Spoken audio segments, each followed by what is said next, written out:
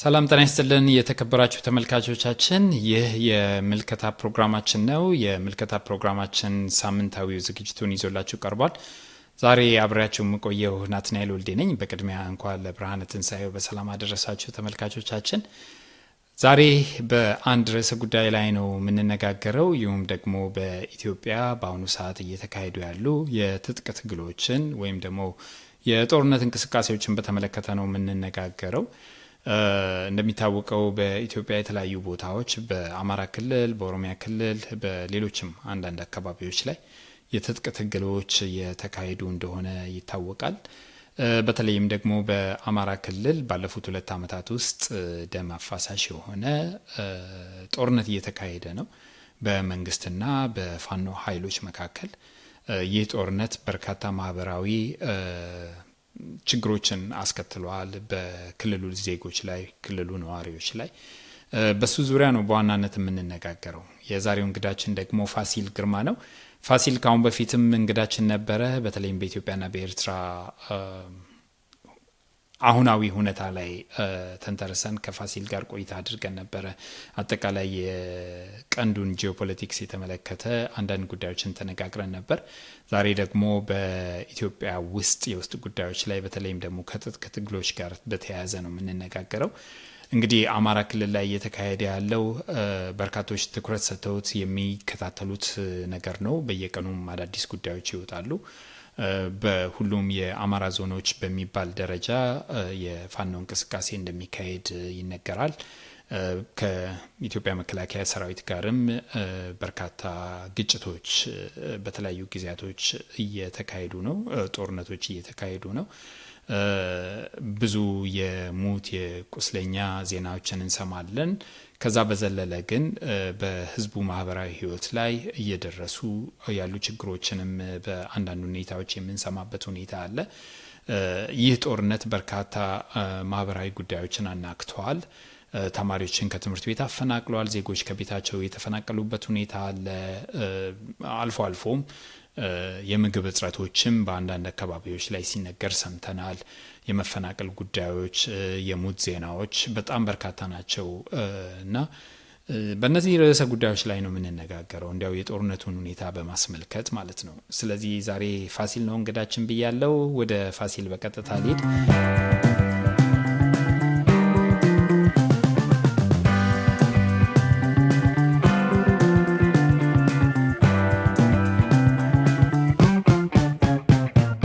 ፋሲል እንኳን ወደ ምልከታ በድጋሚ በሰላም መጣ። እንኳን በሰላም ጠበቀኝ። እንዲሁም እንኳን ለብርሃነ ትንሣኤው በሰላም አደረሰን ሁለታችን። አሜን። እንግዲህ ፋሲል ቀደም ሲል ለመግለጽ እንደሞከርኩት በመግቢያችን ላይ ዛሬ የምንነጋገረው በኢትዮጵያ ውስጥ በሚካሄዱ የትጥቅ ትግሎች ዙሪያ ነው። በተለይም ደግሞ ትኩረታችን የአማራ ክልል ነው የሚሆነው። እንደምታውቀው ባለፉት 2 ዓመታት እንግዲህ 2 ዓመት ሊደፍን ነው። ኤግዛክትሊ 2 ዓመት አልሆነውም፣ ግን 2 ዓመት ሊሆነው ስለሆነ 2 ዓመታት እያልን ማውራት የምንችል ይመስለኛልና በጣም በርካታ ጉዳዮች ናቸው ሲነገሩ የነበሩት፣ ስንሰማ የቆየ ነው። የፋኖ ትግል የሚባለው እስካሁን ድረስ እየተካሄደ ነው። ብዙ ዜናዎችም ይሰማሉና እንዲያው ግን ያለውን ነገር ወደ ውስጥ ገብተን ከማየታችን በፊት አጠቃላይ እንቅስቃሴውን እስኪ ትንሽ እንመርምረው። እንዴት እዚህ ደረስን? ፋሲል ባንተ ግምገማ እንዴት አየኸው? እንግዲህ ይሄ ለውጥ ከመምጣቱ በፊት ኢትዮጵያ ውስጥ በተለይም ደግሞ በክልሎች ውስጥ የሚደረጉ የትጥቅ ትግሎች እምብዛም አልነበሩም። እርግጥ የታጠቁ ኃይሎች የሉም ማለት አይደለም፣ ግን ቢያንስ ከሀገር ርቀው በተለይም ደግሞ በጎረቤት ሀገራት ውስጥ የሚንቀሳቀሱ አካላት እንደነበሩ እናውቃለን። ግን በዚህ ደረጃ ኢትዮጵያ ውስጥ የእርስ በርስ ጦርነት በዚህ 6 ዓመት ውስጥ ያየነውን አይነት የእርስ በርስ ጦርነት በቅርብ ጊዜ ታሪካችን አላየንምና እንዲያው እንዴት እዚህ ደረስን? እስኪ በሱን ጀመርና ትንሽዬ ነገር ብለን ወደ ሌሎች ጉዳዮች እንሂድ። እውነት ለመናገር ከባድ ጥያቄ ነው፣ እንዴት እዚህ ደረስን የሚለው። ምክንያቱም በጣም ውስብስብ ታሪክ ያለን ሀገር ነን።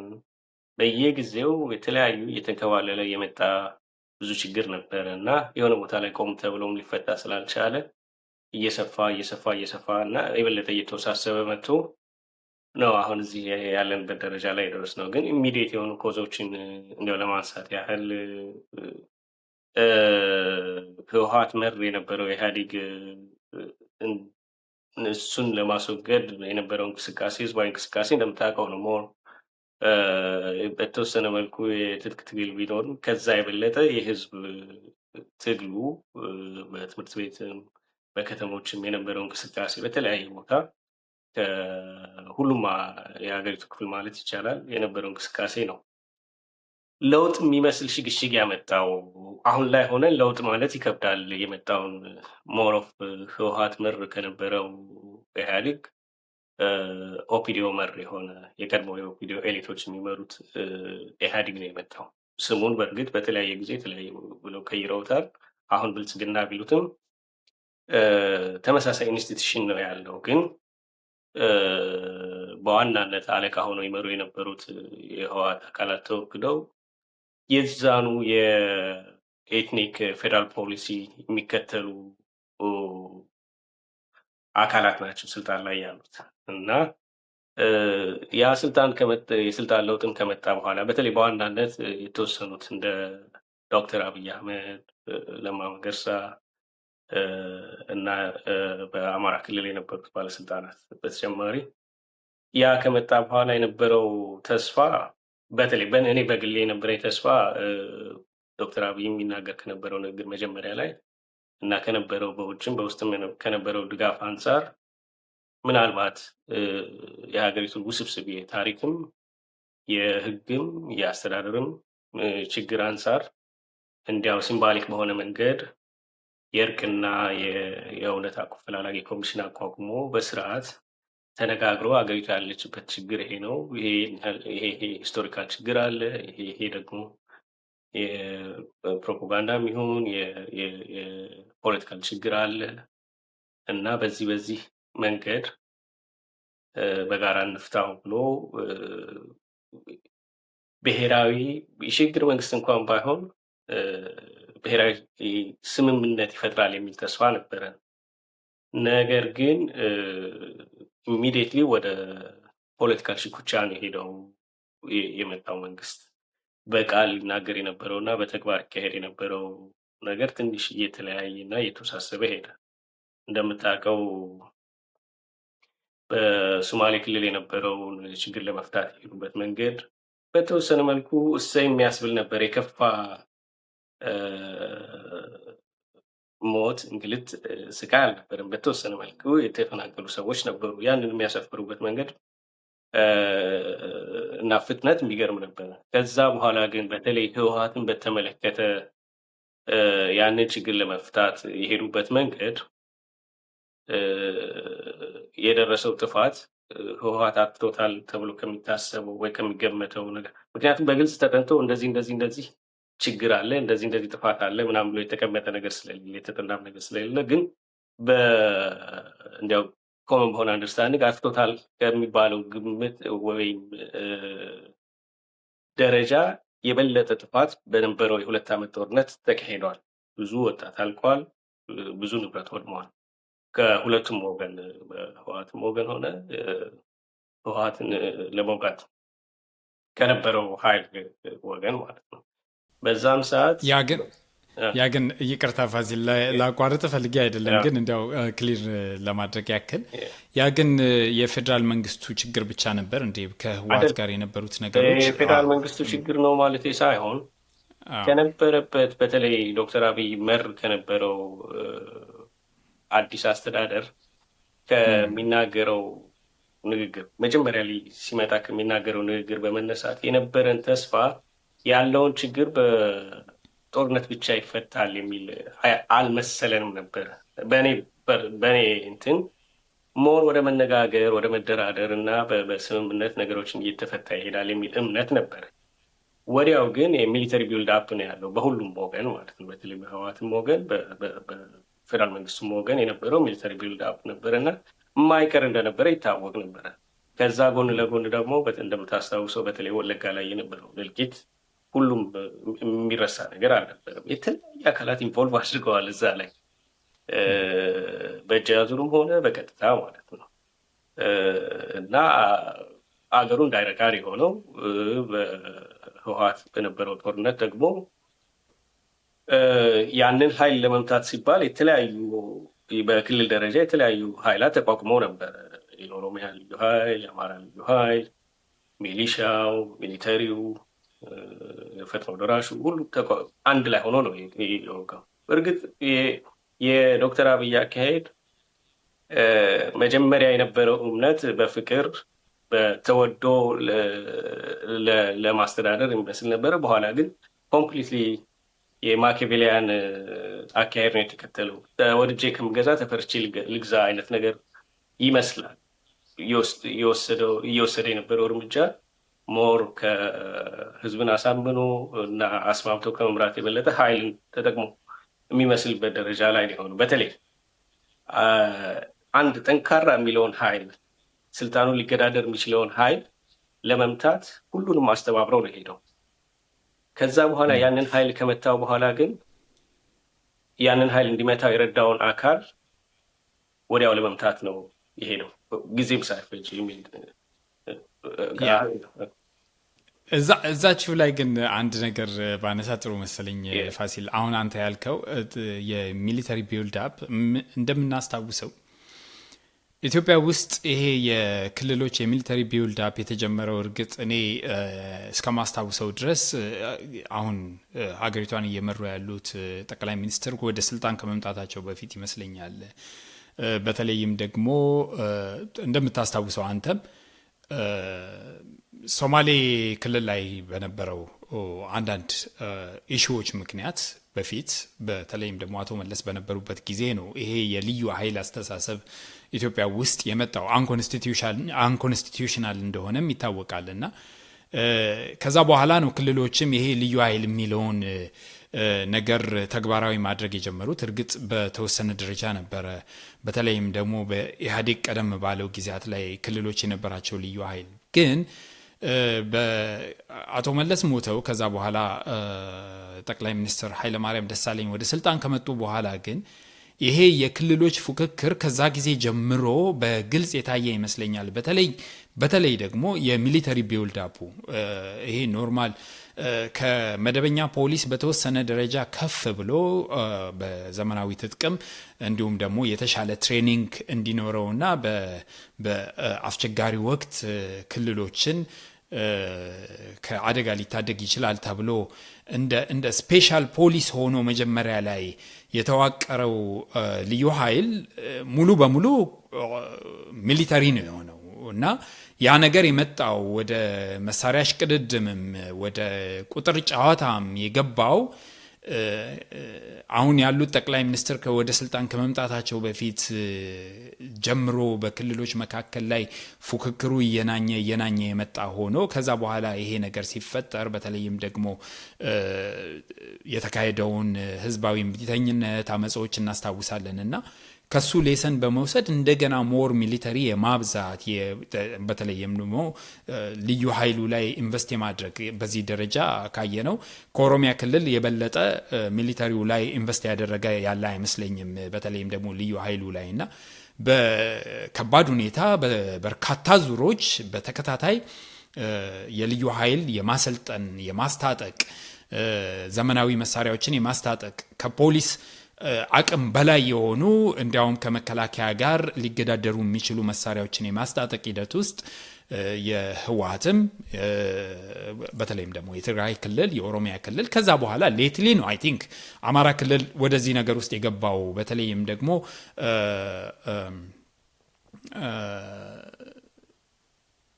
ዶክተር አብይ ወደ ስልጣን ከመጣና እነ አምባቸው ወደ ስልጣን ከመጡ በኋላ መሰለኝ ያ ነገር ሞር አማራ ክልል ውስጥ ሞር እንዲያውም የፓራሚሊተሪው እንቅስቃሴ እንዲሁም ደግሞ ሽቅድድም ውስጥ የተገባው ብዬ ነው ማስበውና ይሄንን ስንመለከት እንግዲህ ክልሎች ከመጀመሪያው ጀምሮ እየፈረጠሙ የመጡበት ሁኔታ ስለነበረ ጠቅላይ ሚኒስትሩም ወደ ስልጣን ሲመጡ መጀመሪያ ላይ እንግዲህ ያሏቸውን ነገሮች እናስታውሳለን። ይሄ ፍቅር ወሬያቸው አሚን ናሬቲቫቸው ከዛ በኋላ ነገሮችን በሰላም እንፍታ የሚለው ግን ሙሉ በሙሉ ጠቅላይ ሚኒስትሩ ከተናገሩት ዳይቨርት አድርገው ነገሮችን በሚሊታሪስቲክ ዌይ ነው ምፈታው የሚለው ድምዳሜ ላይ ደረሱ ብለን ሙሉ በሙሉ መናገር እንችላለን ወይ? ምክንያቱም የነበረው ራሱ ክልሎች መካከል የነበረው እሽቅድድም ይሄ ፓራሚሊተሪ ለማቋቋም መሳሪያዎች ላይ ኢንቨስት የማድረጉ ነገር ባይት ሰልፍ ለክልሎች የልብ ልብ አልሰጠም ወይ? እንዲያውም ጠቅላይ ሚኒስትሩ ሳያስቡት ጎትቶ ያስገባቸው አይመስልም ወይ የሚለውን ነገር ለማንሳት ያህል ነው። አንዳንዶች እንደዛ ስለሚከራከሩ ቅድም ካነሳው ከሶማሌው ጋር ጀምረን የተያያዘ ስለሆነ የኔን አረዳድ ለመግለጽ ያህል መሬት ይዞ ኢትዮጵያ ድንበር ውስጥ ይዋጋ የነበረ ታጣቂ ኃይል የነበረው ሶማሌ ክልል ላይ ነበረ፣ የኦጋዴን ነፃ አውጪ ግንባር እና ያንን ኦጋዴን ነፃ አውጪ ግንባር ለመውጋት መንግስት በአለው የፌዴራል ሚሊተሪ እና የፈጥኖ ደራሽ ሞክሮ አልሳካ ሲል ፓራሚሊተሪ የሆነ የሪጂናል ልዩ ኃይል አቋቁሟል እና በአቶ መለስ ጊዜ ከሌላው ክልል በተለየ ሞር የሚሊተሪ ቅርጽ ያለው ተቋም ነበረ።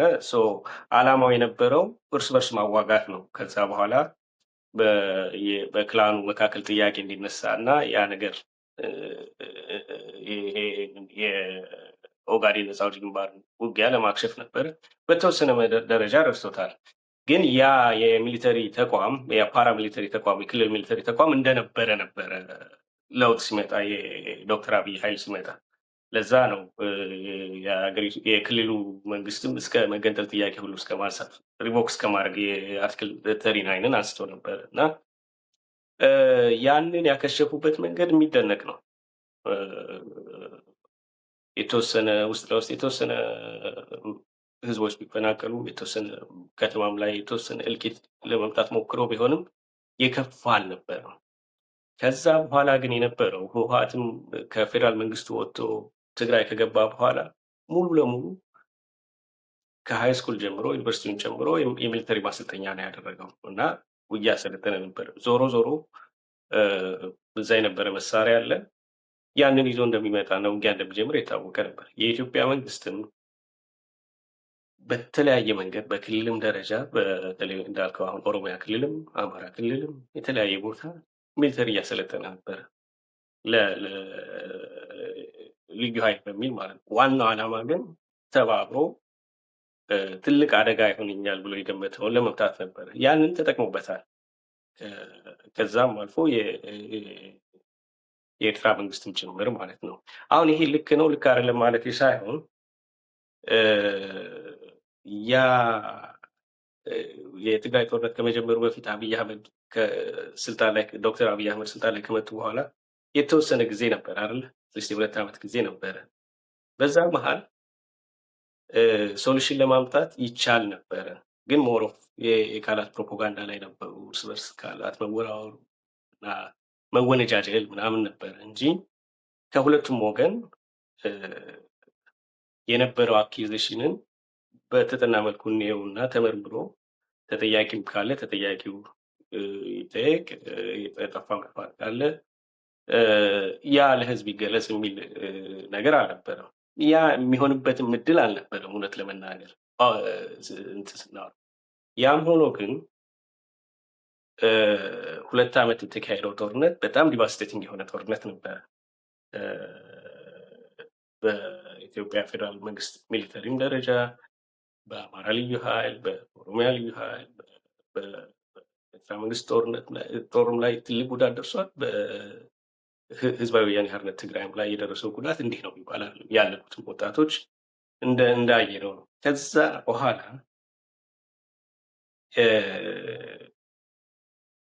በኢትዮጵያ ኃይሎች የበላይነት ያለቀ ጦርነት በኋላ ወደ ሌላ ጦርነት እንገባለን የሚል እምነት አልነበረኝም።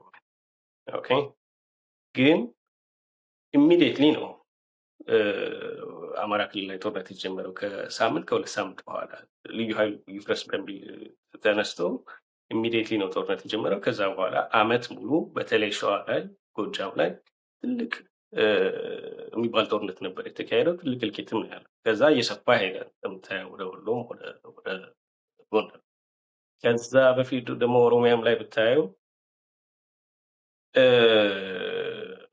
አሁን ዶክተር የሆኑት ለማ መገርሳ ኤርትራ ድረስ ሄደው ከኦነግ ጋር ተደራድረው ኦነግን ወደ ኢትዮጵያ እንዲገባ ሲያደርጉ መሳሪያ ሳይፈታ ነው ወደ ኦሮሚያ ክልል የገባው።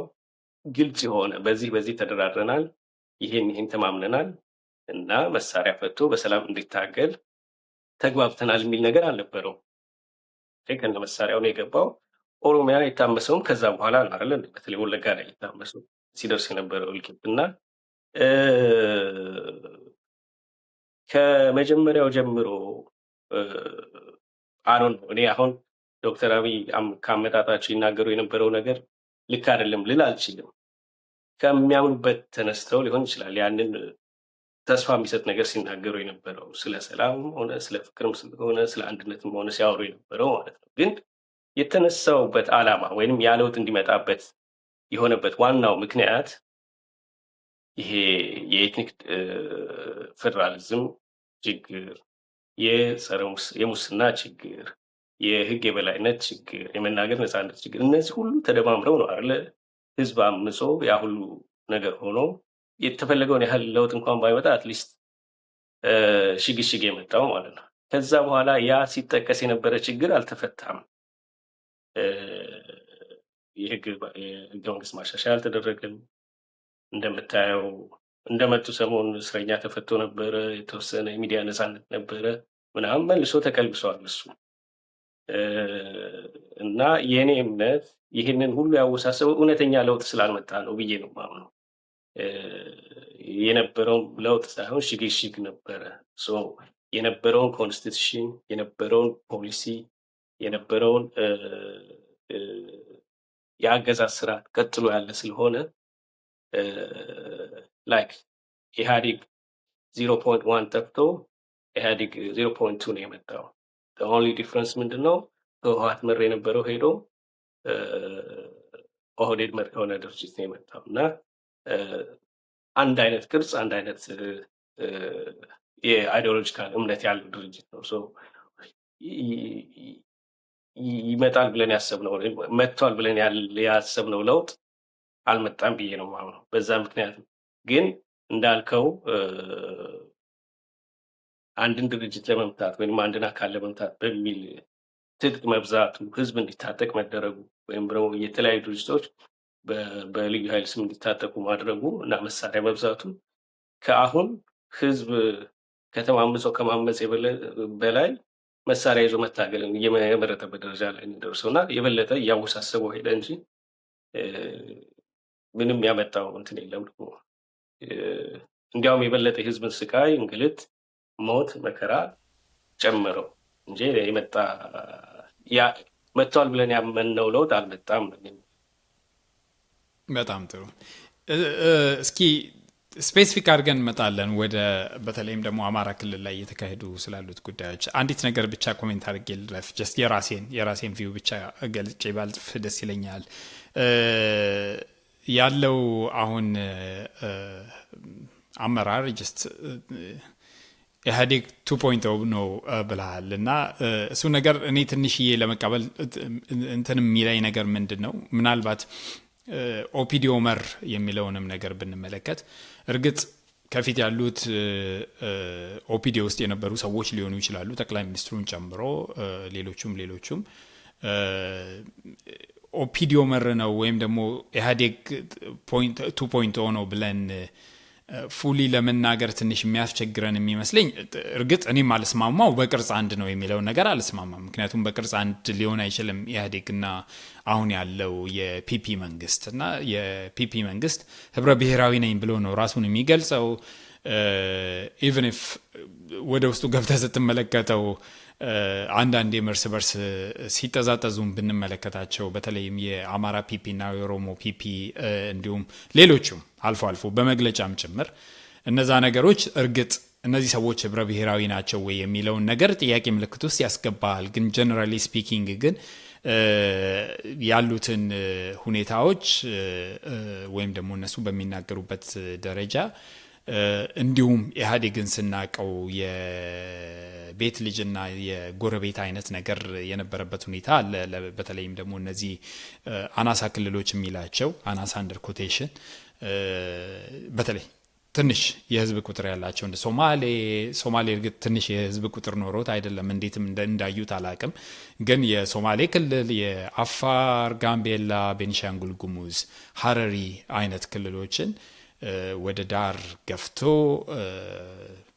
ተመልካች ያደረገበት ሁኔታ አለ። ይብዛ ሚነስም ግን አሁን አትሊስት በዚህኛው ምንም ይሁን ምን ያህል ፈንክሽናል ናቸው፣ ምን ያህል ሪሊ ጀኒንሊ ፓርቲሲፔት ያደርጋሉ የሚለውን ሌላ ጉዳይ ሆኖ ግን ቢያንስ ግን እኩል ከሌላው ብዙ ቁጥር ካለው ከአማራ፣ ከኦሮሚያ እንዲሁም ደግሞ ሌሎችም ከደቡብና ከትግራይ ጋር በእኩል ደረጃ በሀገሩ ጉዳይ ላይ ፕሮፖርሽናል በሆነ መንገድ አትሊስት እንደ ቀድሞ በሪፖርት ከሚያዩት አትሊስት ፓርት ኦፍ ሆነው የሚወስኑበት በፓርቲ ደረጃ ነው እያወራ ያለሁትና ሁኔታ የፈጠረ አይነት አደረጃጀትም ስለሆነ ኤግዛክትሊ ደ ሴም ኮፒ ነው።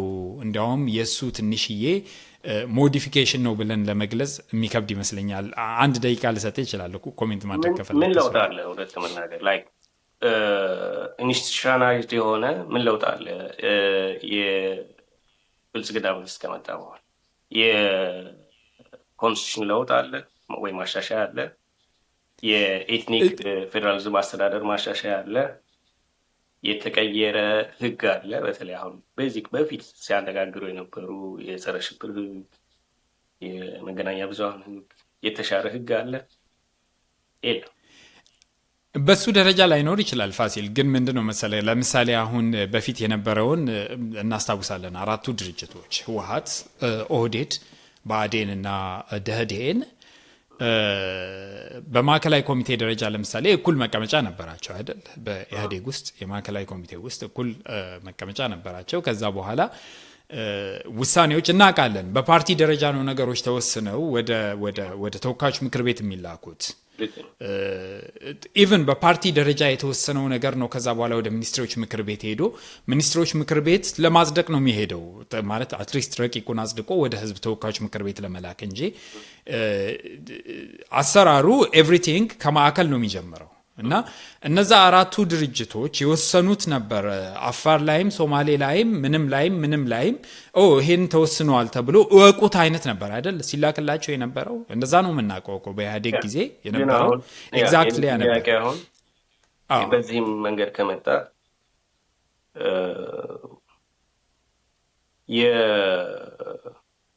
የህወሓት ኃይል የለም አሁን ብልጽግና ላይ የለም። የአማራ ብልጽግና ምክር ቤቱም የለም አሁን እንደምታውቀው። የአማራ ክልል ምክር ቤት አለ ማለት ይከብዳል። የተወሰኑ ግን ተሰብስበው እኮ ውሳኔዎችን ሲያስተላልፉ ይሰማል አይደል ፋሲል? ለመጨረሻ ጊዜ የተሰበሰቡት ሆነች ነው የአማራ ክልል ምክር ቤት። የባህር ዳር ምክር ቤት ታስታውስ እንደሆነ አቶ ዮሐንስ ቦያለው ያንን የመረረ ንግግር የተናገሩ ጊዜ ነው። ምን ያህል ጊዜ ሆነ? እስከ 6 ወር አልፈው የለም አለ ብሎ ለመግለጽ ይከብዳል አሁን ባለ ሁኔታ። በዋናነት የቀድሞ ኦህዴድ ያልኩት የቀድሞ እንደ አባዱላ ገመዳ፣ ኩማ ደመቅሳ፣ ጁነዲን ሳዶ፣ አብይ አህመድ የተወሰኑ ኤሊቶች እነሱ የሚመሩት ብልጽግና ነው ያለው በዋናነት ብዬ ነው የማምነው። ግን እንዳልከው የተለያዩ ክልሎችን በፊት አናሳ ክልል የሚሏቸውን ወይም ታዳጊ ክልል ብለው ይጠሯቸው የነበሩትን ክልሎች የድርጅቶች በብልጽግና ዘንድ አካትቻለሁ ብለዋል። ግን ስቲል ኢትኒክ ቤዝድ የሆነ የፌደራል ስትራክቸር ነው ያለው ከነበረው ቃል ገብተው ከነበረው አሁን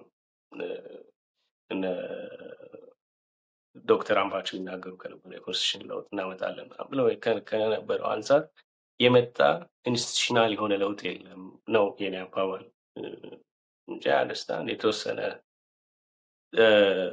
ኢህአዴግ 2.0 ያልኩበት ምክንያት የተወሰነ ለውጦችም ስላሉ ነው። ምናልባት እነዚህን አሁን የጠራቸውን ድርጅቶችም ስላካተተ ሊሆን ይችላል እንጂ ቴክኒክሊ ምንድነው በህግ ዲጆሪ እና ዲፋክቶ የሚባል ነገር አለ አይደል?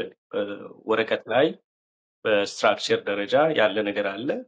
በትክክል ደግሞ አሁን ዲስከስ እያደረግን ስለሆነ ይሄ ኢንተርቪው ማለት ውይይት ነው እያደረግን ያለ ነው እና እውነትን መሰረት አድርገን ዲስከስ እያደረግን ከሆነ ዊኪን ጎ እና ዲፋክቶ ማን ነው ሀገሪቷን እየመራ ያለው ነው ጥያቄው። ኦኬ በትክክል ማን ነው ስልጣን የያዘው ያለው እና ዲፋክቶ አብይና የተወሰኑ ቡድኖች ነሰርሊ እንዳልከው መላ ኦህዴድም ላይሆን ይችላል አናውም ብዬ አላምንም። ከኦህዴድ ውጭ የሆኑ ሰዎችም አሉ። ምሳሌ እንደ ሬድዋን ሁሴን የመሳሰሉ ሰዎችም አሉ። ትልቅ ኢንፍሉዌንሻል የሆኑ ጋቨርንመንት ሰርክል ላይ ያሉ ሰዎች አሉ። የተወሰነ የአብይ ሰርክል ነው አሁን ገቨርንመንት ኢቭን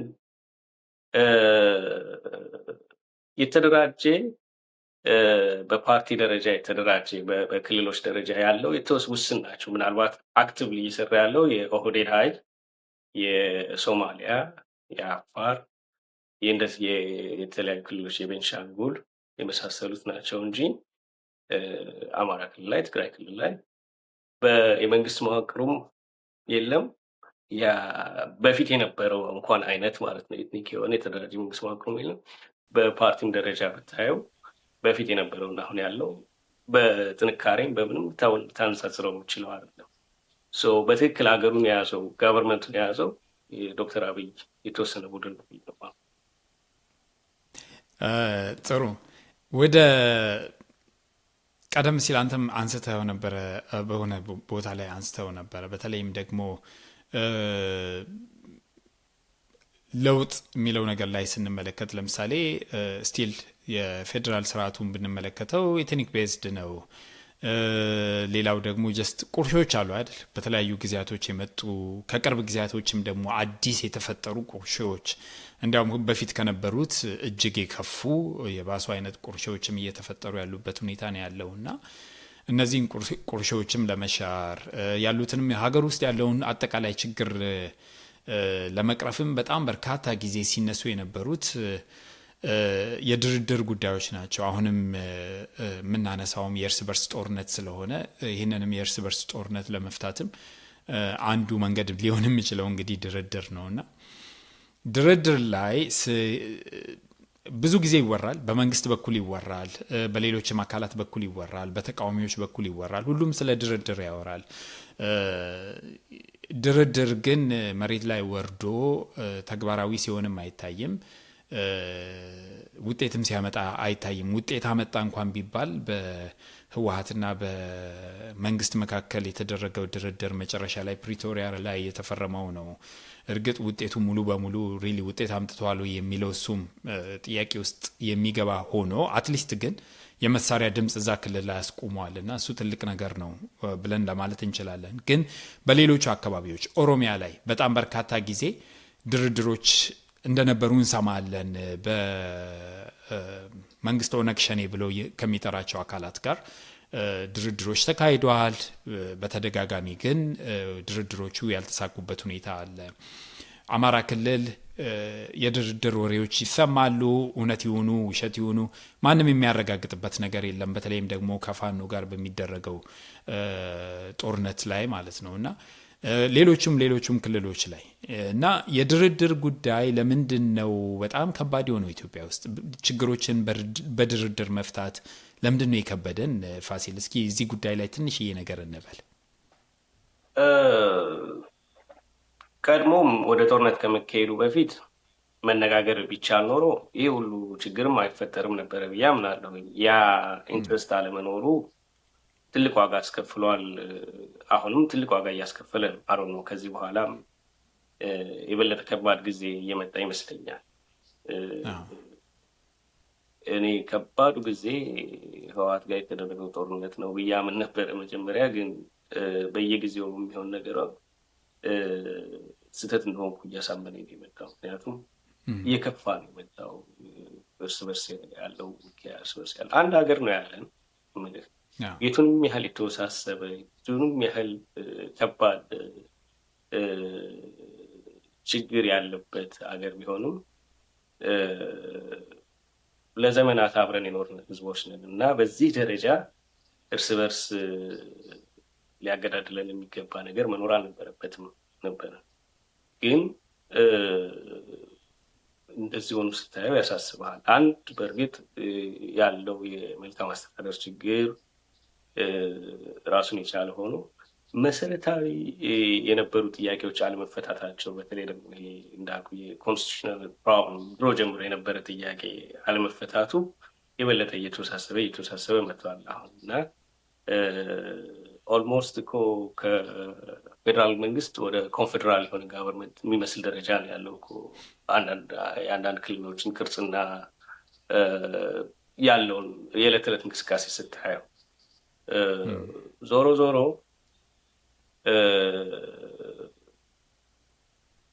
ከአገሪቱን የሚመራው መንግስት የሚጠበቅ ነገር አለ። አሁን ድርድር ሲባል ከዛ በፊት በተለይ አሁን ውጊያ ላይ እያደረጉ ያሉ አካላት የተኩስ አቁም እንዲያደርጉ፣ ከዛ በኋላ ደግሞ ጥያቄያቸውን ለመቀበል መተማመኛ መስጠት መቻል አለበት መንግስት። ያንን መተማመኛ ካደረገ የተኩስ አቁም ከሆነ በኋላ መነጋገር ይቻላል። ግን አሁን በእያንዳንዱ ክልል የተለያየ ቅርጽ ነው ያለ። አሁን ምሳሌ አማራ ክልል ብትመጣ ፋኖ ተዋጊ ኃይል ነው እንጂ ያለው ኒኩለስ የሆነ አይዲዮሎጂን ቤዝ አድርጎ ያንን ተዋጊ ኃይል እያስተባበረ ያለ ወይም ሪፕሬዘንት የሚያደርግ የፖለቲካ ድርጅት የለም። ከመንግስት ጋር ቀርቶ አሁን እርስ በርስም የተወሰኑ ችግሮች አሉ። ግዴታ አንድ ወጥ የሆነ የአማራ ፋኖ ድርጅት ይሁን ባይባልም አትሊስት ግንባር ፈጥረው በጋራ መንግስት ጋር ያላቸውን ዲማንድ ማሳወቅ ቢችሉ መነጋገር የሚችሉበት መንገድ ቢኖር አንድ ነገር ነበረ። ግን ሞር ወታደሩ ከፖለቲካል ሙቭመንቱ የበለጠ ፓወር ያለው ይመስላል አሁን አማራ ክልል ላይ። በምን መልኩ መደራደር ይቻላል፣ ማንን ሪፕሬዘንት ያደርጋል የሚለው በጣም አስቸጋሪ ይመስለኛል። በኦሮሚያ ላይ የነበረውን ድርድሩ ምን እንዳካተተ ግልጽ የሆነ መረጃ ባይወጣም የተሞከረው መንገድ ጥሩ ነው። ግን አሁንም ከሞር ከወታደር ኃይሉ ጋር ነው ለመደራደር የተሞከረው። ጃልመሮ ይመራው ከነበረው የወታደር ኃይል በተለይ ታንዛኒያ ላይ ሄደው ሲደራደሩ የነበረው መንገድ ማለት ነው።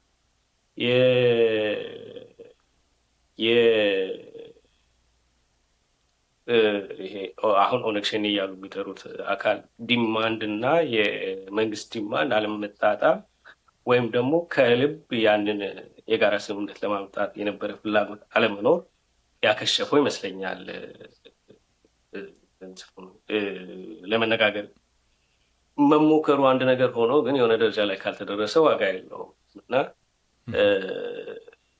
እንደማምነው ልዩነታችን አንድነታችን በጣም ይበዛል። አንድ የሚያደርገን የሚያስተሳስረን ነገር ይበዛል። በድርጅትም ደረጃ በመንግስትም ደረጃ የምትጠይቀው ዞሮ ዞሮ መልካም አስተዳደር ነው የምትጠይቀው። በሀገር ላይ እኩል የሀገር ባለቤት እንድትሆን ነው የምትጠይቀው። የመናገር ነፃነት ነው የምትጠይቀው እና የፖለቲካል ራይትስ ነው የምትጠይቀው። ያንን ጥያቄ ግዴታ መሳሪያ ይዘህ መፍታት ላይ ይጠበቅብህ ይችላል። ወይም ደግሞ ያን ጥያቄ ግዴታ በመሳሪያ መደፍተት ላይ ይጠበቅብህ ይችላል፣ ከመንግስትም ከሆንክ ማለት ነው። ግን መንግስትም ያንን ጥያቄ መፍታት ፍላጎቱም አቅሙም ያለው አይመስለኝም። ከመንግስትን ከሚዋጉ አካላት ጋርም ደግሞ እየተዋጉ በአሁኑ ሰዓት እየተዋጉ ያሉ አካላት ደግሞ የተደራጀ ይሄ ጥያቄ አለን፣ ይሄ ይፈታልን እና በዚህ መንገድ ሶልቭ ማድረግ እንችላለን የሚል አቋም ላይ የጋራ አቋም ላይ የደረሱ አይመስለኝም። ገና አሁን በተለይ በአማራ ክልል ላይ ያለው አጠቃላይ ትግል ረጅም ጊዜ ይፈጃል። ገና ወደ አንድ ወጥ መዋቅር ለመመስረት ወይም ደግሞ አንድ ድርጅት እንኳን ባይሆን ግንባር ለመመስረት እና ከዛ በኋላ ወደ ድርድር ደረጃ ለመሆን ወይም በተለያየ መንገድ ፖለቲካል ሪፕሬዘንቴሽን ኖሮት ጥያቄውን ለማንሳት ማለት ነው። ከዛ በተጨማሪ ግን ብዙ ኢንተርፌር የሚያደርጉ አካላት አሉ። ያው ኢንተርናሽናል ይሄ ጂኦፖለቲካል ኢንትረስት ያላቸው አካላት አሉ። ወደዚህ ወደ ጠረጴዛ ወደ ድርድር እንዳይመጣ የሚፈለግ በጀርባም በቀጥታም በተዘዋዋሪም ሰፖርት የሚያደርጉ አካላት አሉ። ዋናው ግን በሁለቱም አካላት በተለይ በመንግስትም በመንግስት ጋር እየተዋጋ ባለው አካላት መሀል መተማመንም የለም፣ ኢንትረስቱም ፍላጎቱም የለም ተነጋግሮ ችግርን ለመፍታት ብዬ ነው። ጥሩ። እዚሁ ላይ እኔም እጋራሃለሁ ይህንን በሁለቱም በኩል ሪሊ ጀኒውን የሆነ ፍላጎት ነገሮችን ጠረጴዛ ላይ አምጥቶ ቁጭ ብሎ ተነጋግሮ ሰጥቶ በመቀበል ነገሮችን ከመፍታት ይልቅ በመሳሪያ አቅም ነገሮችን ለመፍታት ጥረት ያደርጋሉ የሚለውን እኔም በተወሰነ ደረጃ ካንተ ጋር እጋራለሁ። መንግስትም ለማስነገር ያህል ካልሆነ በስተቀር ገፍቶ ሄዶ እስከ መጨረሻው ድረስ ሌሎቹም እንደዛው። ግን እንዲያው የተሞከሩትን ነገሮች አንስተን ትንሽ ነገር ብናነሳ ጥሩ ይመስለኛል። በተለይም ደግሞ የጀኒውን ጥያቄዎች አሉ። ቀደም ሲል አንተም ያነሳው ነገር አለ። የሌሎቹም አካላት አካባቢው ላይ ኢንትረስት ያላቸው ሀገሩ ላይ ኢንትረስት ያላቸው ግሩፖችም በዚህ ጉዳይ ላይ የማቀጣጠሉ ኢንተርፌር የማድረጉ ድርድሮች፣ ንግግሮች እንዳይሳኩም የራሳቸውን ድርሻ የማበርከት ነገሮችም አሉ። ግን ስፔሲፊካሊ አንድ ነገር ብንመለከት ደስ ይለኛል። በተለይ ኦሮሚያ አካባቢ ላይ በነበረው ከኦነግ አሁንም መንግስት እንደሚለው ያንን ቃል ልጠቀምና ኦነግ ሸኔ ጋር በተደረገው የታንዛኒያው 2 ዙር ድርድር ላይ የውጭ ኢንተርፌራንስ እንደነበረ በብዛት ሲነገር ነበር። በተለይም ደግሞ አንዱ መሰረታዊ ነገር ኦነግ ሸኔም የሚሊተሪ ስትራክቸር ነው ያለው እንጂ የፖለቲካል ስትራክቸሩ አሌስ ኦነግ የፖለቲካል ስትራክቸሩ ነው ካላልን በስተቀር እርግጥ ኦነግ ራሱን ነጥሏል በይፋ። እኔ ከኦነግ ሸኔ ጋር ግንኙነት የለኝም ያለበት ሁኔታ ነበረ በአንድ ወቅት ላይ ሀገር ውስጥ ያለው ኦነግ ማለት ነውና እንደዛ ብለን ካልወሰድን በስተቀር የሚሊተሪ ወይም ደግሞ የወታደር ድርጅት እንጂ ፖለቲካል ስትራክቸር ያለው አካል አይደለም። እና የፖለቲካል ስትራክቸሩ የት ነው ብትል እዚህ ቦታ ነው ብሎ ሊነግርህ የሚችል ሰው የለም። እና በወቅቱ ስንሰማው የነበረው አንድ ነገር ተደራዳሪዎቹ በተለይም ኢንፍሉዌንሻል የሆኑ በኦሮሞ ፖለቲካ ውስጥ ኢንፍሉዌንሻል የሆኑ በውጭ የሚኖሩ ሰዎች ናቸው ድርድሩን እንዲከሽፍ ያደረጉት የሚል ነገር ያነሱ ነበረ። እርግጥ ውጭ ያለው ኢትዮጵያዊ በብዙ ነገሮች ፖለቲካሊ አክቲቭ ነው፣ ፓርቲሲፔት ያደርጋል በዚህም በዛም በየትኛውም ሳይድ። ከፋኖ ጋርም ተያይዞ ብዙ የሚነሱ ጉዳዮች አሉ። ውጭ ያለው ኢትዮጵያዊ ኢንተርፌር ያደርጋል ወይም ደግሞ ጋይድ ያደርጋል፣ እኔ እመራለሁም ይላል። ግን ወጥ የሆነ የፖለቲካል ስትራክቸር የለውም። ወጥ የሆነ ስትራክቸርም እንዳይኖረው አንዱ እንቅፋት የሆነውም ያ አካል ነው ብሎ የሚያነሱ አሉ። ይህንን ስንል እንደ አንድ አካል ውጪ እንዳለ አካል ወስደነው ነው። ውጭ ያለውን ኢትዮጵያዊ እርግጥ ኢትዮጵያዊ ነው፣ የሀገሩ ጉዳይ ነው፣ ይመለከተዋል፣ ያገባዋል። ግን መሬት ላይ ግን ያ አካል የለም። እንዲያው እኔ አንድ ብናነሳ ብዬ የማስበው ነገር ፋሲል ምንድን ነው ውጭ ያለው ኢትዮጵያዊ ሚናው በእንደዚህ አይነት ጉዳዮች ላይ በተለይ በኢትዮጵያ ፖለቲካ ጉዳዮች ላይ መሬት ላይ ወርዶ በሚሰሩት ጉዳዮች ላይ ባለቤት ነው ወይስ ደጋፊ ነው መሆን የሚገባው? የመደበላለቅ ነገሮች ያለው ዛሬ የጀመረ ነገር አይደለም። እርግጥ ቆይተዋል። በፊትም በነበረው ግንቦት 7 በነበረበት ወቅት ከግንቦት 7 እንቅስቃሴዎች ጋር ከዚህም በፊት የነበሩት ጉዳዮች ላይ አንዳንዴ የሚና መደበላለቆችን እናያለንና ከሱ ጋር ተያይዞ እንዲያው እቺን ነገር ማንሳት የምንችል ከሆነ ኮሜንት ማድረግ የምንችል ነገር ከሆነ ከሱ ጋር ግን ደረበን ብናነሳው ውጭ ያለው በተለይ ኢትዮጵያዊው የሚያደርገውን ኢንፍሉዌንስ ያህል በኢትዮጵያ ላይ ሌሎች ኢንትረስት ያላቸው ሀገራት አሉ። ጥቅማችን ተነካ ብለው የሚያስቡ ወይም ደግሞ የኢትዮጵያን አንስቴብል መሆን የሚፈልጉ ሀገራትም አሉ አካባቢው ላይ። ስፔሲፊክሊ የኤርትራ መንግስት ማንሳት እንችላለን። የትጥቅ ትግሎችን እንደሚደግፍ እንደሚያስታጥቅ ይነገራል። ከዛ ማለፍ ብለን ወደ ግብጽ መሄድ እንችላለን። ሌሎችም ሀገራት ሊኖሩ ይችላሉ እና የእነሱንስ ሚና በተወሰነ ደረጃ ማንሳት እንችላለን ወይ ለድርድሮች እንቅፋት መሆን? ያው የተደራጀ ስትራክቸራል ኦርጋናይዜሽን ያለው አይዲዮሎጂን ቤዝ ያደረገ ድርጅት ከሌለ ወይም ፓርቲም ከሌለ ወይም ደግሞ የፖለቲካ ሙቭመንት ከሌለ የተወሳሰበ ነገር ነው የሚሆነው። ሁሉም ነገር ላይ እጁን ይከታል። ኦኬ አሁን በዲያስፖራውን በኩል ብታየው ወጥ የተደራጀ የፖለቲካል ሙቭመንት የለም። ይህንን አይዲዮሎጂ ተከትለን በዚህ መዋቅር ተደራጅተን ይህን አይነት ትግል እናካሄዳለን፣ ዲማንዳችን ይሄ ነው፣ አላማችን የምታገለውም እዚህ ደረጃ ላይ መድረስ ነው የሚል ትግል የለም። ሁሉም ሀገሩን ይወዳል። ይሄ የሚካድ አይደለም። የሀገሩ መሻሻል መለወጥ ፍላጎቱ ነው። ግን ያንን ፍላጎት ልታመጣበት የምትችልበት መንገድ ኦርጋናይዝ ድርጅታዊ መዋቅር ኖሮት ካልሆነ በስተቀር ቀውስ ነው የሚሆን። ሁሉም የመሰለውን ይናገራል። ሁሉም አደባባይ ላይ ወጥቶ ይናገራል። ሁሉም በተለያየ ጥቃቅን ድርጅቶች ይደራጅና አንዱን መወቀስ ምናምን ነገር ነው እንጂ የሚሆነው የሚያመጣው ሪል የሆነ ላይክ አለ አይደል የሚፈለገውን ለውጥ ለማምጣት የሚያስችል ኢምፓክት ላይ መሰረት ይችላል። በኢትዮጵያ ውስጥም ያሉት አሁን ትግል እያካሄዱ ያሉ አካላትም ላይ ያለው ችግር ምን ጥያቄያቸው አንደርስታንድ ታደርጋለህ። አሁን የፋኖ ጥያቄ ምሳሌ አማራ ክልል ላይ እየተካሄደ ያለ ሲቪሊያን ላይ እየተካሄደ ያለ ጭፍጨፋ አለ። ያቆም የክልሉ ህዝብ እኩል የሀገር ባለቤትነት እንዲሆን ይገባኛል የሚላቸው የክልል ቦታ ጥያቄዎች አሉ። እነሱ ሊሆኑ ይችላሉ። ግን ይሄንን የምታስከብርበት መንገድ እንዴት ነው? እኔ ነሰርሊ በሰባዎቹና በሰማንያዎቹ እንደነበረው የትጥቅ ትግል አካሄደህ ለውጥ ማምጣት መሞከር ተገቢ ነው ብዬ አላምንም። ግን ያለው ሁኔታ ሊያስገድድህ ይችላል። አሁን ደረጃ አሁን ኢትዮጵያ ውስጥ ያለው ሁኔታ ግን እንደዛ አይነት ትግል ደግሞ ስታካሄድ ያንን ትግል ሊመራ የሚገባው ወታደሩ አይመስለኝም። የተደራጀ የፖለቲካል መዋቅር ሊኖር ይገባል። ሁሉም አንድ እንኳን ባይሆኑ ግንባር መስርተው መታገል ይችላሉ። ያ ከሌለ ግን ልጓም እንደሌለው ፈረስ ነው የሚሆነው። ላይክ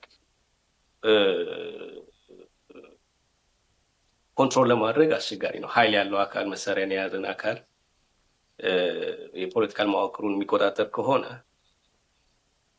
ኢንፍሉዌንስ የፖለቲካል መዋቅሩ ያን አካል በዚህ ሂድ በዛ ሂድ ማለት አይችልም። መጨረሻ ላይ ያ ትግል የሚያመጣው ለውጥ ምን እንደሆነ መገመትም ይከብዳል። ቅድሚያ ሊሰራ ይገባ የነበረው የፖለቲካል መዋቅር ማጠናከር እና አይዲዮሎጂ መሰረት አድርጎ የሚደረግ ትግል መሆን ነበረበት። በሌላውም በሰላማዊ መንገድ የሚካሄድ ትግል ማለት ነው። አሁን እንዳልኩ በዲያስፖራ ባነሳው መልኩ ስሜቱ አለ፣ ፍላጎቱ አለ፣ አቅሙ አለ፣ የመደገፍ አቅሙ አለ፣ የሰው ኃይሉም አለ። እንደምታየው ግን ወጥ በተለይ አብዛኛውን ሊወክል የሚችል ኦርጋናይዜሽን የለም። እንዲያውም በጎጥ በብሔር መሰረት ያደረጉ የተለያዩ አደረጃጆችን ታያለ። ያ ደግሞ አንዱ ከአንዱ ጋር የሚጋጭ ኢንተረስት ስላለው ተስማምቶ በጋራ እንደዚህ አይነት ለውጥ እናመጣለን ብሎ ለማሰብ ይከብዳል እንጂ ያለው ችግር ከኢትዮጵያ ውስጥ ከላይ እስከታች ብትሄድ፣ ከሰሜን እስከ ደቡብ፣ ከምስራቅ እስከ ምዕራብ ብትሄድ በአብዛኛው ተመሳሳይ ነው ማለት ትችላለህ። ከኑሮ ውድነቱ ጀምረህ የመልካም አስተዳደር ችግር ብጠቅስ፣ የሴኪሪቲ ችግር ብጠቅስ የተለያዩ ማለት ነው። እና ያ ወጥ አለመኖር አንድ እንትን ነው። ግን ደግሞ እንደዚህ በተከፋፈለ ደረጃ ስትሆንና ወጥ አላማህን፣ ራዕይህን፣ አይዲዮሎጂህን መስመር የሚያስይዝ አካል አለመኖር ደግሞ በሌላ ኃይል የመጠለፍ እድልህን ሰፊ ያደርገዋል። ማኒፕሌት የመደረግ እድል ሰፊ ነው የሚሆነው። አሁን በተለይ ኦልሬዲ ወደ ሁለተኛው ኮልድ ዋር እየሄድን ስለሆነ የበለጠ እየከፋ ይሄዳል እንጂ የበለጠ እየተወሳሰበ ይሄዳል እንጂ ይሻላል ብዬ አልገምትም። ቀድሞ ይህንን ጠንካራ የፖለቲካል መዋቅር ማደራጀት ላይ ትኩረት እስካልተደረገ ድረስ ብዙ ኢንትረስት ያላቸው አካላት አሉ። እንዳልከው ኤርትራን ጠቅሰሃል። ኢትዮጵያ ኤርትራ ላይ ኢንትረስት እንዳላት ሁሉ ኤርትራም ኢትዮጵያ ላይ ኢንትረስት አላት። ኳታርን ብትጠቅስ፣ ግብፅን ብትጠቅስ፣ ኤምሬትስን ብትጠቅስ፣ ሳውዲ አረቢያን ብትጠቅስ በአቅራቢያ ያሉ ሀገራት ማለት ነው። ከዛ ባለፈ ደግሞ የዩኤስ ኢንትረስት አለ፣ የራሽያ እና የቻይና ኢንትረስት አለ፣ የዩሮፕ ኢንትረስት አለ እና እዛ ኤሪያ ላይ ያላቸውን ኢንትረስት ለማስከበር በተለያዩ መንገድ ሊመጡ ይችላሉ። ቀጥታም ኢንዳይሬክት በመንግስትም በተቃዋሚውም በትግል በሚያካሄደው ድርጅት በኩል ሊመጡ ይችላሉ። ግን ወጥ የሆነ አላማ ራዕይ ካለህ፣ ስትራቴጂ ካለህ እና ጠንካራ የፖለቲካል መዋቅር ካለህ የት ላይ ትኩረት ማድረግ እንዳለብህ እና ማን ማኒፕሌት ላያደርግ ይችል ነበረ። ግን ያ የለም። አሁን ጦርነት አለ እንደምታየው፣ ትልቅ ኢንሴኪሪቲ አለ እንደምታየው።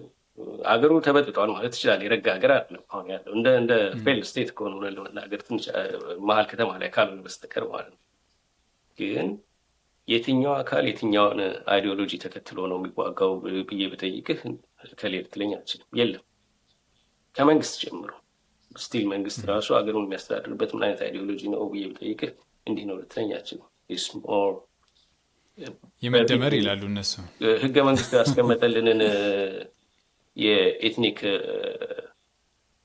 ፌዴራሊዝም አይዲዮሎጂ ተከትለን ነው እዚህ ብጥብጥ ውስጥ እየገባ ነው። የምትቃወመውን ነገር ለማስከበር ነው እየታገልክ ያለው ማለት ነው ነሰርሊ። ያ ደግሞ ኤትኒክ ቤዝድ ከሆነ ደግሞ አንዱ ከአንዱ ጋር ለመስማማት ይከብደዋል። ትንሽ ምሳሌ ብሰጥ ትግራይ ይሄ ቦታ ይገባኛል ይላል፣ አማራ ክልል ይሄ ቦታ ይገባኛል ይላል። ኮመን ጥያቄ አላቸው። ምሳሌ ራያ ላይ፣ ወልቃይት ላይ ማለት ነው። እነዚህ ሁለት አካላት እንዴት ነው አብረው የሚሰሩት? የሚቃረን ኢንተርስት ኖሯቸው ሴም ቲንግ። ምሳሌ ኦነግ አዲስ አበባ ይገባኛል ይላል። በፋኖ በኩል የሚካሄደው ትግል ላይ ደግሞ ያ ጥያቄ ተገቢ ጥያቄ እንዳልሆነ ይናገር። እንዴት ነው አብረው የሚሰሩት? ይህንን ደግሞ ልዩነት ያው አሁን ፌደራል መንግስቱ በደንብ ማኒፕሌት እያደረገ እየተጠቀመበት ይመስላል። የሁሉም ነገር የሁሉም ችግር መሰረት አንድ ህገ መንግስቱ ነው። ሁለተኛ ግን የጠራ ድርጅታዊ መዋቅር አለመኖሩ ይመስለኛል። የሁሉም ችግር መሰረት ህገ መንግስቱ ከሆነ ህገ መንግስቱ አይ ቲንክ ብዙ ሰው ሊስማማበትም ይችላል። እርግጥ ሰርቬው ስለሌለ በትክክል ይሄን ያህል ፐርሰንት የሚል ነገር መናገር ሊከብድ ይችላል። አንድ ወቅት ላይ የሆነ አንድ ድርጅት ሰርቬይ አድርጌያለሁ ብሎ ያወጣው ዳታ ነበረ ኢትዮጵያ ውስጥ። በትክክል ቁጥሩን ስለማላስታውስ እሱን መጥቀስ ሊከብደኝ ይችላል። ግን ማስታውሰው አብዛኛው ሰው አትሊስት በዛ ሰርቬይ ውስጥ የተሳተፉት ሰዎች የህገ መንግስት ማሻሻያ ኢትዮጵያ ውስጥ እንደሚያስፈልግ የጠቀሱበት ሁኔታ አለ። ግን አብዛኛው ፖለቲከኛ ይስማማበታል ብዬ አስባለሁ። ለበርካታ ዘመናትም ሲጠየቅ የነበረ ነው። የህገ መንግስት ማሻሻያ የትኞቹ አንቀጾች ናቸው የሚሻሻሉት፣ ወደ ምንድን ነው የሚሻሻለው የሚለው ነገር እንዳለ ሆኖ በተለይ ይሄ አሁን ያለው የፒፒ መንግስት ወደ ስልጣን ከመምጣቱ በፊት የብልጽግና መንግስት ይቅርታ፣ ፕሮስፔሪቲ ፓርቲ ማለት ነው ፒፒ ስል ወደ ስልጣን ከመምጣቱ በፊት እንደሚታወቀው በተቃዋሚዎች ዘንድም የህገ መንግስት ማሻሻያ ብቻ ሳይሆን የቀደም ሲል አንተ ያነሳው የብሔራዊ እርቅ እና የብሔራዊ ድርድር ንግግር ጉዳዮች በሰፊው ሲነሱ የነበሩ ሲጠየቁ የነበሩ ጉዳዮች ናቸው። አሁን ያሉት ጠቅላይ ሚኒስትር ከመጡ በኋላ አንድ የጀመሩት ኢኒሼቲቭ የነበረው ይሄ ሀገራዊ ምክክር የሚለው ነገር ነው። ሀገራዊ ምክክር አካሄዱ ላይ መረጣው ላይ ብዙ ነገሮች ላይ ጥያቄ ሊነሳ የሚችልባቸው ሁኔታዎች አሉ። ግን በፊት የሀገራዊ ምክክር ያስፈልጋል ብለው በቀዳሚነት ወጥተው ሲናገሩ የነበሩ ድርጅቶች፣ ግለሰቦች ለምሳሌ ፕሮፌሰር መራራ ማንሳት እንችላለን። ይሄ ነገር ሲመጣ ግን ወደኋላ የሸሹበት ያልተቀበሉበት ጉዳዩ ሳይጀመር ተጠልፏል ያሉበት ሁኔታ ነበረ። ብዙ ሰዎችም ያነሳሉ። በአማራ ክልል በኩልም በርካቶች ኩዌሽን ያደርጋሉ የብሔራዊ ድርድሩን የብሔራዊ ምክክሩን ጉዳይ የኮሚሽኑን አስፈላጊነት የሚያነሱ በጣም በርካታ ግለሰቦች አሉና እንግዲህ እንደዚህ አይነት ኢንስቲትዩሽኖች ተፈጥረው አትሊስት ጥያቄዎች ተሰብስበው ከህብረተሰቡ የመነጋገር እድል ካልተፈጠረ እስከነ ህጸጹ 100% ህጸጽ አልባ ይሆናል ብዬ አላስብም። ግን እስከነ ህጸጹ ቢያንስ የህዝብ ጥያቄዎች ተሰብስበው ተደራጅተው የመነጋገር ሂደቱ ተጀምሮ ቢያንስ እንኳን የተወሰነ ደረጃ ከሄደ በኋላ ኖ ይሄ ነገር እስከነ ጭራሹ አያዋጣም፣ አካሄዱም ትክክል አይደለም ብሎ ተቃውሞ ወደ ኋላ መመለስ ሊቻል ይችል ይሆናልና ያንን ቤኔፊት ኦፍ ዳውት ሰጥተውት ኦፖርቹኒቲውን አትሊስት ተጠቅሞ ይሄንን የህገ መንግስት ማሻሻያ ወደፊት ማምጣት ካልተቻለ እርግጥም የብልጽግና ሰዎች እንደሚሉት ጠቅላይ ሚኒስትሩ ተነስተው ህገ መንግስቱን ላሻሽል ቢሉ ማድረግስ ይችላሉ ወይ? ነገ ከነጎዲያ የሚመጣው አካል ህገ መንግስቱ ተሻሽሏል ብሎ ይህንን ህገ መንግስት በአንድ ፓርቲ ኢኒሼቲቭ የተደረገን ህገ መንግስት ማሻሻያ እንደ ማስታገሻ ልንጠቀምበት እንችል ይሆናል። ግን እንደ መድኃኒት ሊያገለግል ይችል ይሆናል ወይ? ለምንድነው ፖለቲካ ድርጅቶች ከሀገር አቀፍ ምክክር ድርድር ውይይት ወደ ኋላ ገሸሽ የሚሉት? እሷ ነገር ብሪፍሊ ብናያት አሪፍ መሰለኝ። መጀመሪያ ላይ ስንጀምር ውይይታችን ያነሳውልህ ነገር አለ። ዶክተር አብይ ወደ ስልጣን ላይ ሲመጡ የእኔ እምነት የእውነት አፈላላጊና የእርቅ ኮሚሽን አቋቁመው ሲምባሊክ በሆነ መንገድ ሁሉም አንዱን ለመውቀስ ሳይሆን ምን በጣም ውስብስብ የሆነ ታሪክ ቢኖረንም አትሊስት ዘመናዊ የኢትዮጵያ ታሪክ ከዛ ተነስቶ የነበረውን ችግር ይሄ ላይ ልክ ነው፣ ይሄ ላይ ስህተት ነው፣ ይሄ ውሸት ነው፣ ይሄ ፕሮፓጋንዳ ነው ተብሎ እውነቱ ተለይቶ በጋራ ተስማምተ ሀገራዊ ኮንሰንሰስ ናሽናል ኮንሰንሰስ ማምጣት ይቻል ነበረ። ከዛ በኋላ ወደ እርቅ ለመሄድ ቀላል ነበር። ያንን ለማድረግ ቀላል ስራ አይደለም። አንደኛ እያንዳንዱ ታሪክ መመርመር ቀላል ነገር አይደለም። ረጅም ጊዜ የሚፈጅ ነው። የሚወጣውም ሪፖርት ይህ ነው የሚባል አይደለም። በዛ በስህተትና ልክ ነው ፕሮፓጋንዳ ነው እንደዚህ ነው ብሎ የሚለው ነገር ላይ ለመስማማት በጣም ብዙ ክርክር የሚጠይቅ ከባድ ስራ ነው። ግን ኢኒሼቲቭ መሆን የነበረበት ከመንግስት ሆኖ ግን ሁሉም በጋራ ተስማምቶ የሚያቋቁመው ኮሚሽን መሆን ነበረበት። ያ ሆኖ ከዛ በኋላ ወደ እውነቱ ከወጣ በኋላ ወደ እርቅ መሄዱ ቀላል ነበረ። ግን ይህንን ኮሚሽን ያቋቋሙት ዶክተር አብይ መች ነው? ኦልሬዲ ሌላ ዳሜጅ ከደረሰ በኋላ ነው አለ። በተለይ ትግራይ ላይ የነበረው ጦርነት የበለጠ የሀገሪቷን ፖለቲክስ ሶሻል ስትራክቸር አወሳስቦታል። ከዛ በኋላ የተቋቋመው ኮሚሽኑም ረጅም ጊዜ ያሳለፈው አጀንዳ ልየታ የሚል እንትን ላይ ነው እንጂ እውነት አፈላላጊ ኮሚሽን አይደለም። ሀገራዊ ምክክር የሚል ኮሚሽን ከመጀመሪያው ሲመሰረትም አላማውን የሳተ ኮሚሽን ነው። እንዳልኩ ያስፈልግ የነበረው እውነት አፈላላጊ፣ ከዛ በኋላ የጋራ ኮሚሽን ነበር። እንትን በታሪክ ሳትስማማ ረዥም የኢትዮጵያ ታሪክ ብዙ ጥያቄ የሚያነሱ አካላት አሉ። በዛ ጥያቄ ምክንያት ብዙ የተጎዳ ህብረተሰብ አለ። ቱ ዚስ ዴይ እየተጎዳ ያለ ህዝብ አለ። ኦኬ፣ በዛ ሳትስማማ ምን አይነት ምክክር ነው የምታደርገው? ያ በዛ ለመስማማት ደግሞ ያን ታሪክ እንዳለ ተጠንቶ ይሄ ችግር አለ፣ ይሄ ልክ ነው፣ እንደዚህ ነው ብሎ መቅረብ ነበረበት። ያንን የሚያቀርብ አካል አይደለም። የምንወያይበትን አጀንዳ ምረጡ ነው በየቦታው እየሄዱ እያደረጉ ያሉት። ይሄ የሀገራዊ ምክክር ኮሚሽን ነው አይደለ? ኦኬ፣ አጀንዳ ተለየ። መች ልትወያይ ነው? ከዛ በኋላ ማን ነው ሶሉሽኑን የሚያመጣው? ግልጽ የሆነ እንትን አይደለም ካመሰራረቱ እና እውነት ለመናገር ትልቁ የፖለቲካ ችግር የቅንነት ችግር ነው። ፖለቲከኛ ቅንነትን መጠበቅ የዋህነት ሊሆን ይችላል፣ ግን የተወሰነ ፌርነስ ቢኖር ኢትዮጵያ ውስጥ የተወሰነ ፐርሰንት ቅንነት ቢኖር ብዙ ችግር ይፈታ ነበር። ያ የለም። ደግሞ በህወሓት መሪ ኢህአዴግ ጊዜም ለ27 ዓመት ሲሰበክ የነበረ የብሔር ማንነት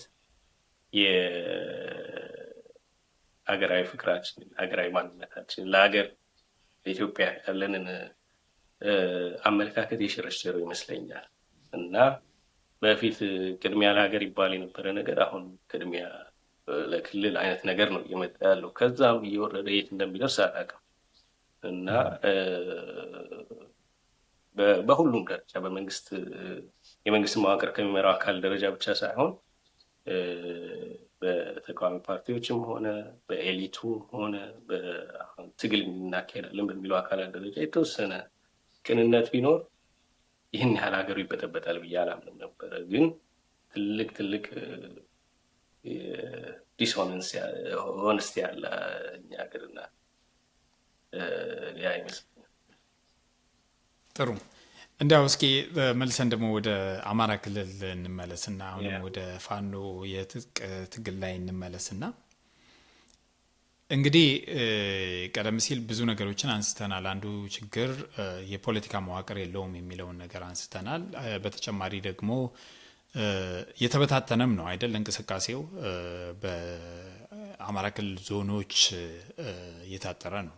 የወሎ ፋኖ አለ፣ የጎጃም ፋኖ አለ፣ የጎንደር አለ፣ እንዲሁም የሸዋ ፋኖ በሚል ነው እና በተለያየ እዝ በተለያየ መዋቅር አወቃቀሩን ብዙ አላቆም፣ ግን እንደዛ አይነት መልኩ ነው እና የተናጠል ነው የሚመስለው እንቅስቃሴው። ከሱ ባለፈ ግን ከቅርብ ጊዜ ወዲህ የምናየውና የምንሰማው ነገር እርስ በርስም ያለመግባባቶችን እናያለን። እርስ በርስ ማለት አንዱ የፋኖ መሪ ከሌላው ፋኖ መሪ ጋር ያለመግባባት ብቻ ሳይሆን ያለመተማመን፣ ከዛም አለፍ ሲል ደግሞ እስከ መጠፋፋት የሚደርሱ ነገሮችም ይታያሉና አሁን በተለይ አማራ ክልል ላይ የምንመለከተው ነገር ከመንግስት ወታደር ጋር ወይም ደግሞ ከሀገር መከላከያ ወታደር ጋር የሚደረግ ጦርነት አለ። በተጨማሪ ደግሞ እርስ በርስም የሚደረጉ ደግሞ ግጭቶች አሉ። ጦርነቶች አሉ ባንል እንኳን ግጭቶች አሉ።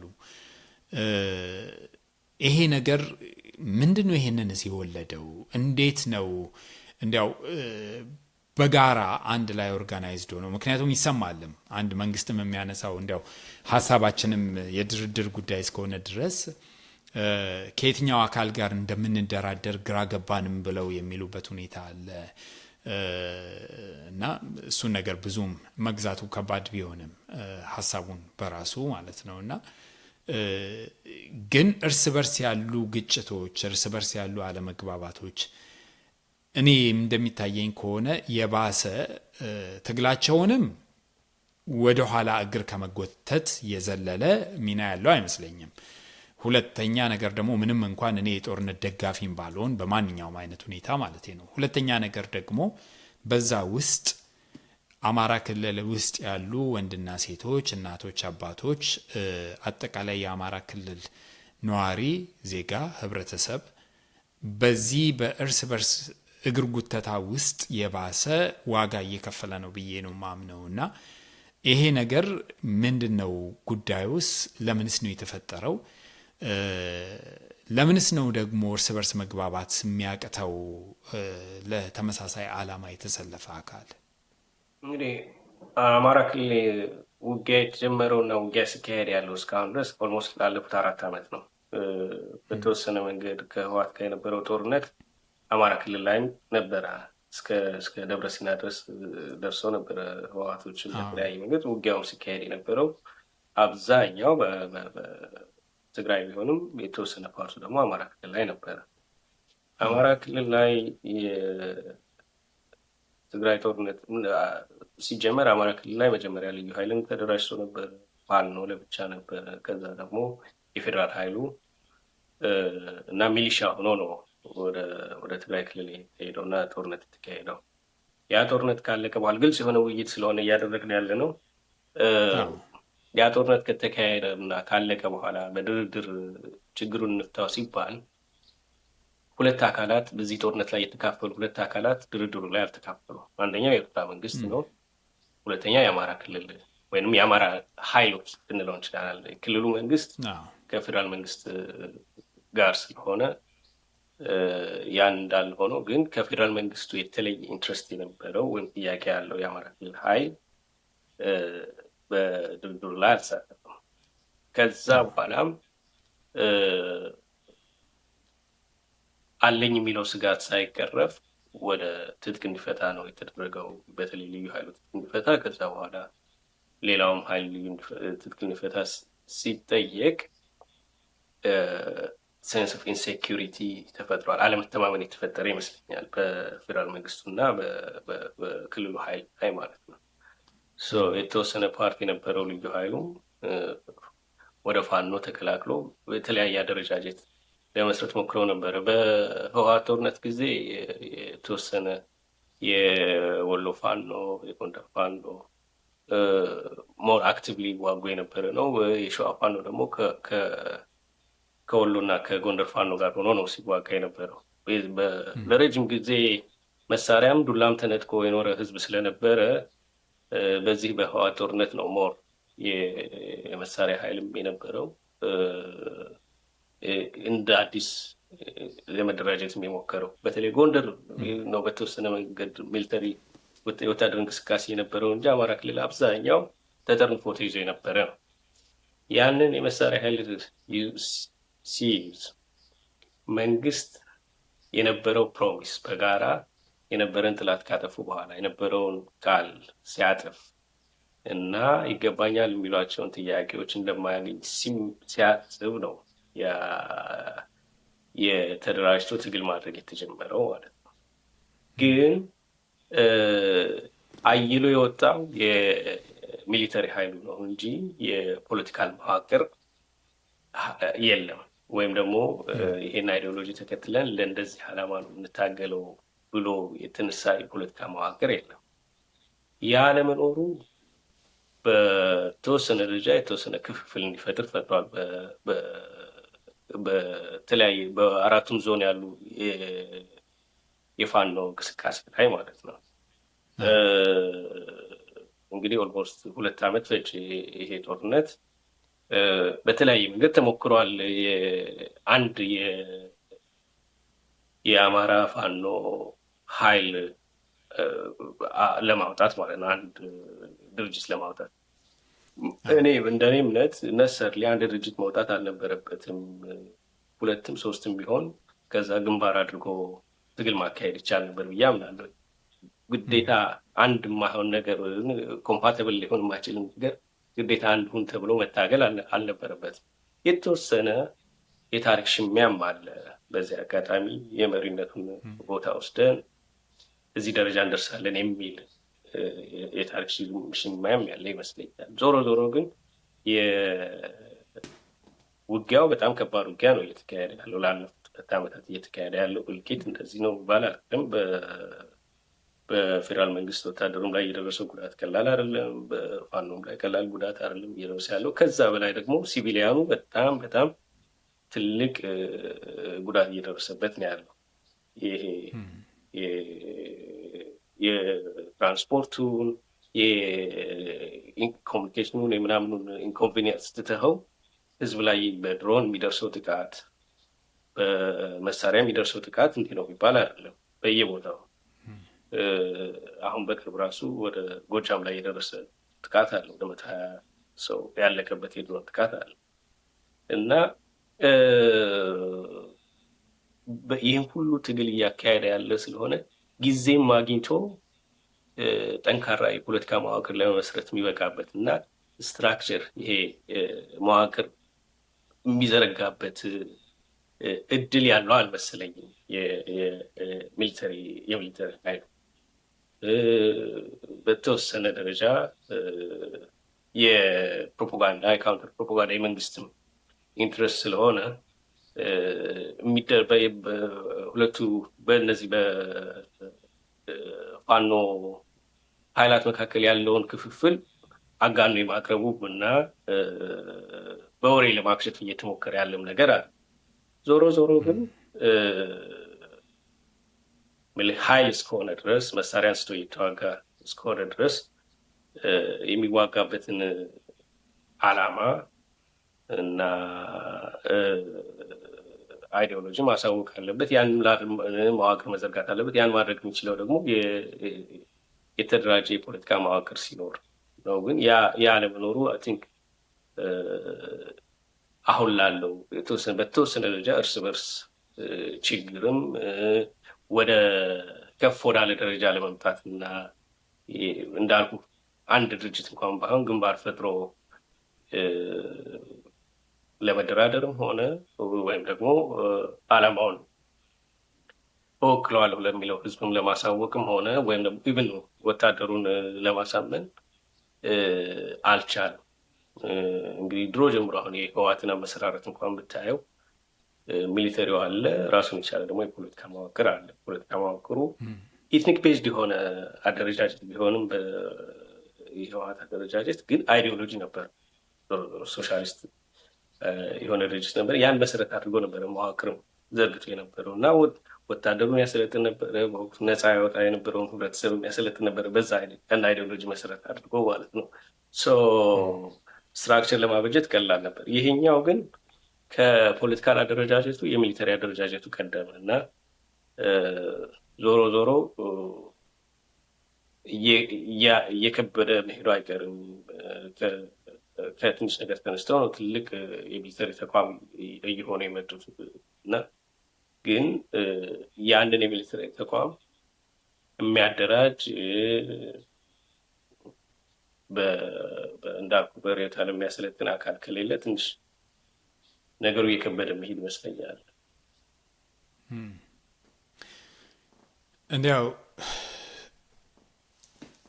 እንግዲህ ብዙም የእርስ በርስ ክፍፍላቸው ላይ ገብተን ብዙ ማውራት ይቻላል። ግን በጣም በርካታ ሚዲያዎች ስለሱ ጉዳይ ስለሚያወሩ ይሄን ያህልም ገብተን መሄዱ ጥቅም አለው ብዬ አላስብም። ፋሲል ግን እንደው የተወሰነ ነገሮችን በህዝቡ ጉዳት ላይ ፎከስ ባድርገን ብናወራ ነው የምመርጠው።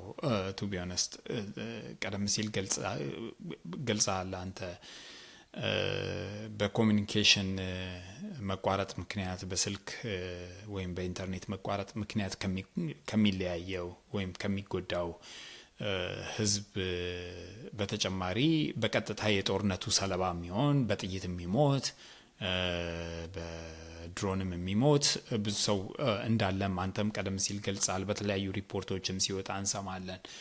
ያ እጅግ አሳዛኝ ነው። እሱ ብቻ አይመስለኝም። በጦርነቱ ምክንያት በትክክልም እርሻቸውን ማረስ ያልቻሉ ሰዎች እንደነበሩም ሰምተናል። ማዳበሪያ ማግኘት ያልቻሉ፣ ዘር ማግኘት ያልቻሉ፣ ማረስ ያልቻሉ፣ ረሃብ ያንዣበበባቸው፣ ምናልባትም የምግብ እጥረት የተፈጠረባቸው ሰዎች እንደተፈጠሩ ክልሉ ላይ ሰምተናል።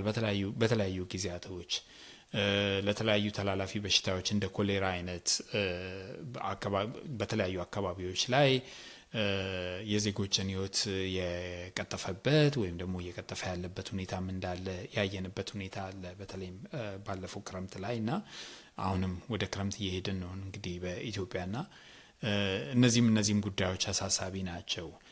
ከሱ በተጨማሪ ግን እንደው የማህበራዊ ጉዳዮችን ካነሳን እኔ ፎከስ አድርገን ብናየው ብዬ የማስበው የትምህርት ጉዳይ አማራ ክልል በከፍተኛ ሁኔታ ከመንግስትም የወጡ ሪፖርቶችን አይተናል። የተለያዩ ዓለም አቀፍ ተቋማትም ያወጧቸውን ሪፖርቶች ተመልክተናል እና የተማሪዎች ወደ ትምህርት ቤት ተመልሶ የመማር ትምህርታቸውን በአግባቡ የመከታተል ሁኔታ በከፍተኛ ሁኔታ አሽቆልቁሏል። አስተማሪዎች የተገደሉበት በተለያዩ ሁኔታዎች በፋኖም በሌሎችም አካላት ተገደሉ ተብሎ የተነገረበት ሁኔታ አለ። ተማሪዎች ከትምህርት ገበታቸው ውጪ ሆነዋል። እውነቱን ለማውራት ከሆነ ተማሪዎች ሆስቴጅ ሆነዋል ብለን መናገር የምንችል ይመስለኛል። ይሄ አማራ ክልል ላይ ብቻ አይደለም። ባይዘወይ ኦሮሚያ ክልል ላይ እኔ በማቀው ታሪክ በተለይ ኦነግ ሸኔ በሚንቀሳቀስባቸው አካባቢዎች ላይ ተማሪዎች ወደ ዩኒቨርሲቲዎች እንዳይገቡ ወደ ትምህርት ቤቶች እንዳይሄዱ በርካታ እንቅስቃሴዎችን ሲያደርጉ እንደነበረ ይነገር ነበር። አንድ ታሪክ ልንገር በዚህ አጋጣሚ።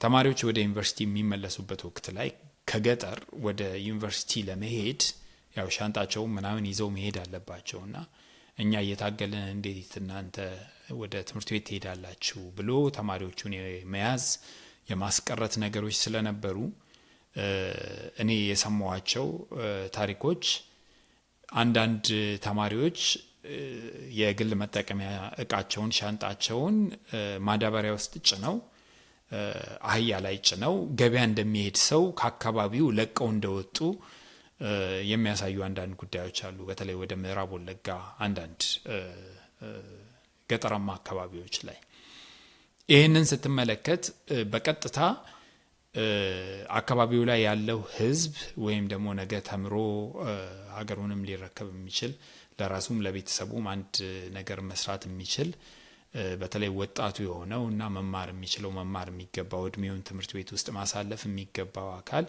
በዚህ ጦርነት ምክንያት ከትምህርት ቤት ውጪ ከትምህርት ቤት ተፈናቅሎ የሚገኝበት ሁኔታ ነው ያለው።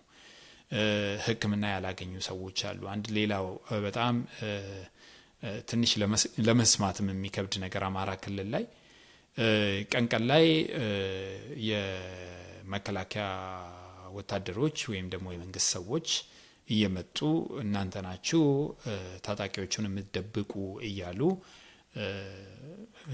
ህዝቡን ነዋሪውን የሚያሰቃዩበት፣ ማታ ማታ ደግሞ የፋኖ ታጣቂዎች መጥተው እናንተ ናችሁ የመንግስት ሰዎችን ወይም ደግሞ ወታደሮችን እየጠቆማችሁ መንገድ እያሳያችሁ አቅጣጫ እያሳያችሁ የምታስመቱን በሚል በሁለቱም ወገን የመለብለብ የመመታት እና የመሰቃየት ሁኔታ ውስጥ የገቡ ሰዎችም አካባቢዎችም እንዳሉ ይነገራልና ይሄ ጦርነት በተለይ አማራ ክልል ላይ እየተካሄደ ያለው ነገር እያደረሰ ያለው በህብረተሰቡ ላይ እያደረሰ ያለው ሰቆቃ የቱ ጋ ነው ሊቆም የሚችለው? እስከ መቼስ ድረስ ነው ህብረተሰብ ሆስቴጅ የሚሆነው በዚህ ነገር የሚለው አይ ቲንክ ትልቁ ነገር ይመስለኛልና እንዲያው ግን ህብረተሰቡን ሆስቴጅ አድርጓል የሚለውን ነገርስ እንዴት ታየዋለህ? በሱን ጀምረው። አንድ ነገር ግልጽ ለማድረግ ያህል አማራ ክልል ላይ ፋኖ የአማራ ህዝብ ላይ ከሚያደርሰው በደል የበለጠ የኢትዮጵያ መንግስት እያደረሰ ያለው በደል እንዲህ ነው የሚባል አይደለም። ለመነጻጸርም የሚከብድ ነው በጣም። በወቅቱ ያለው ዘመናዊ የጦር መሳሪያ ድሮን ነው። ያንን ተጠቅሞ ህዝብ እየፈጀ ነው ያለው። ጎጃም ላይ፣ አምባሰል ላይ፣ በተለያዩ ሸዋ ላይ ብዙ ችግር ደርሷል። ቤተሰብ አልኩ። ኦኬ፣ ልጆቹ አምባሰል ላይ በተደረገ ድብደባ ልጆቹ ሞተው ራሱን የገደለ አባት አለ። እዛ ደረጃ ድረስ የሚዘገንን ነገር ነው እየተካሄደ ያለው። ነገር ግን ጦርነት እየተካሄደ ያለው አሁን አገር ውስጥ ነው፣ ከተማ ውስጥ ነው እየተካሄደ ያለው አብዛኛው፣ ወይ ደግሞ በከተማ ዙሪያ ነው እየተካሄደ ያለው። ጦርነት የሚካሄድበት ቦታ ላይ ያለ ማህበረሰብ የመጀመሪያው ተጎጂ እሱ ነው፣ በተለያየ መንገድ ማለት ነው። እንዳልከው በተለይ ጎጃም ላይ አብዛኛው ትምህርት ቤት እንደተዘጋ ነው። የተወሰነ ጎንደር፣ ሁሉም ደግሞ እንደዚህ ያለውን ሪፖርትም አይተው ከሆነ የትምህርት ሚኒስቴር የሚያወጣው ሪፖርት አይተው ከሆነ በርካታ ትምህርት ቤቶች ናቸው የተዘጉት። ለረጅም ጊዜ የኢትዮጵያ መንግስት ትምህርት ቤቶችን የወታደር ማስፈሪያ አድርጓቸው ነበረ ለረጅም ጊዜ። ከዛም በኋላ ያው እርግጠኛ አይደለሁም እንግዲህ አሁን ባለው ሶሻል ሚዲያ ማት መረጃ ከተለያየ ቦታ ስለሚመጣና ምንጩን እና የዛ የመረጃ ምንጭ ኢንትረስትን መለየት ስለሚከብድ እውነት ነው አይደለም የሚለው ለማጣራት ጊዜ የሚፈጅ ይመስለኛል። ግን በፋኖም በኩል የሚደርሱ ወቀሳዎች አሉ። ተማሪዎች ትምህርት ቤት እንዳይሄዱ እና ትምህርት ቤቶች እንዳይከፈቱ ያደርጋል የሚሉ ወቀሳዎች አሉ። ምን ያህል ያ መረጃ ትክክል ነው ትክክል አይደለም እርግጠኛ አይደለሁም። ግን ዞሮ ጦርነት ማህበራዊ ክራይሲስ የሚያመጣው ጦርነት የሚካሄድበት ቦታ ላይ ነው መጀመሪያ ልጁን የሚገብረው ለጦርነትም አሳልፎ የሚዋጋውም ህብረተሰብ እኮ ከዛው ማህበረሰብ የወጣ ህብረተሰብ ነው ብለ በጦርነት ላይ መስዋዕትነት አለ፣ የሚያልቅ ትውልድ አለ። በዛ ላይ ደግሞ በተጓዳኝ ሲቪሊያኑን ደግሞ ይጎዳል። እንደዚያው ሚሊተሪውን መመገብ አለበት። ከየት ነው የሚመጣው ይሄ ስንክና የደጀን ድጋፍ? ከዛው ከማህበረሰቡ ነው እና በዛ ምክንያት ትልቅ ስቃይ ላይ ነው ያለው። ኦልሬዲ ፓውዝ የተደረገ ይመስለኛል። በተለይ ያው ስፔሲፊካሊ አማራ ክልል ስለሆነ እያነሳን ያለ ነው። በተለይ ደግሞ የተወሰኑ ቦታዎች በተለይ የጦርነቱ ያየለባቸው ቦታዎች ከባድ ችግር ነው ያለው። በጣም ከባድ ችግር። የትራንስፖርት እንቅስቃሴ ከአንድ ቦታ አንድ ቦታ ለመንቀሳቀስ በጣም ከባድ ነው። የመንግስት አገልግሎት የለም። የምትፈልገው የመንግስት አገልግሎት ለማግኘት የኮሚኒኬሽን አገልግሎቶች እንዳልከው መንገዱ፣ የስልኩም ኢንተርኔትም የለም። ከዛ በተጨማሪ ግን ዕለት ተዕለት ኑሮን ለመግፋት እንኳን አስቸጋሪ የሆነበት ጊዜ ነው። ላይ እርሻን ማረስ የሚከብድበት፣ ሰብልን መሰብሰብ የሚከብድበት፣ የትኛው አካል እንደሆነ የተሰበሰበ ሰብል የሚያቃጥል መንግስት ነው ያለው፣ ወይም ደግሞ ሌላ ተዋጊ ኃይል ነው ያለው። በጣም በጣም ከባድ ነው። ከዛ በኋላም የሚፈጠረው ማህበረሰብ ምን አይነት አመለካከት ይኖረዋል የሚለውን ማወቅ ይከብዳል። የተጎዳ ማህበረሰብ ከሆነ የተጎዳ ትውልድ ነው የሚፈጥረው እና በህብረተሰቡ ላይ እየፈጠረ ያለው ተጽዕኖ እንዲህ ነው የሚባል አይደለም። እንዳልኩ ግን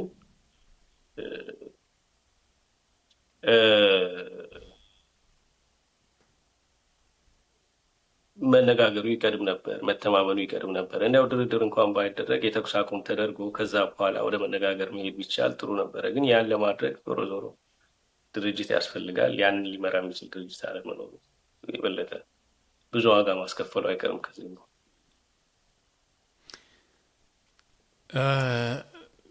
ብዙ ሰዓት ወሰድን። እንዲያው ብናጠቃልለው ጥሩ መሰለኝ። ፋሲል እስካሁን ድረስ እንግዲህ ያነሳናቸው ነገሮች አሉ። የድርድር ጉዳይ ብዙ ነገሮችን ብለናል። ያው የመዋቅር ጉዳይም አንስተናል። የማህበራዊ ችግሮቹንም ጉዳይ አንስተናል። መውጫ መንገድ ግን ይታያል? አንተ እንዲያው ጭንቅላት ውስጥ የሚመጣ ነገር አለ? ከዚህ ነገር ልንወጣ የምንችለው በዚህ ወይ ነው? ያ ወይ ደግሞ ያው ሚና ያላቸው ሰዎች አሉ። በዚህ ውስጥ በቀጥታ ተዋናያን የሆኑ አሉ። መንግስት አንዱ ተዋናይ ነው፣ እየተዋጋ ነው። ተዋጊዎቹም በፋኖም በኩል በሌሎችም አካላት በኩል ያሉትም ዋና ተዋናዮች ናቸው። ውጭ ያለውም ኢትዮጵያዊ ደግሞ አንዱ ተዋናይ ነው። በአንድም በሌላም መንገድ የተለያየ አስተዋጽኦችን ያደርጋል። በፕሮፓጋንዳ አስተዋጽኦም ያደርጋል፣ የገንዘብ ድጋፍም ያደርጋል፣ በቲፎዞነትም ድጋፍ የሚያደርግ ብዙ አለ እና በተለያየ መንገድም ሚና አለው ብዬ አስባለሁ። እና እንዴት እንውጣ? ትልቁ ሪስፖንሲቢሊቲ መውሰድ ያለበት የፌዴራል መንግስቱ ይመስለኛል። በዋናነት የማሰባሰብ መተማመን መፍጠር እና እየወሰደ ያለውን እርምጃም ጋብ አድርጎ መነጋገር የሚቻልበት ደረጃ ላይ ለማምጣት መሞከር ትልቅ ኃላፊነት መውሰድ ያለበት የፌዴራል መንግስቱ ይመስለኛል።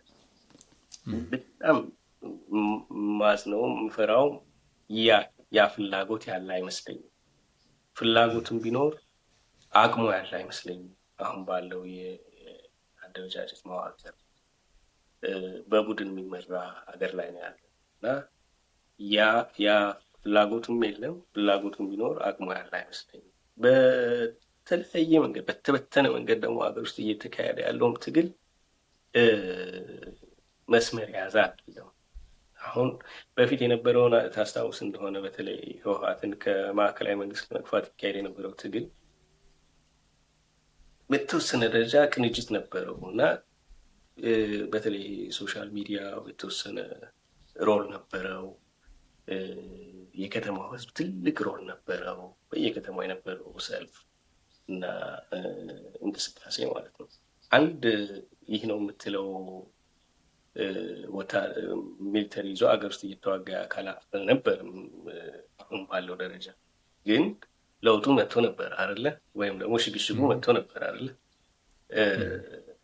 ከዛ በኋላ ግን ያ በሰላም በተቃውሞ ይደረግ የነበረው ነገር ቆመና በሚሊተሪ ወይም በትግል ለውጥ ለማምጣት እየተደረገ ያለው እንቅስቃሴ በዛ የከተማውም ሰው እንደምታየው ዝም ምን ያለ እንዲያውም ያለው ተጽዕኖ ያለው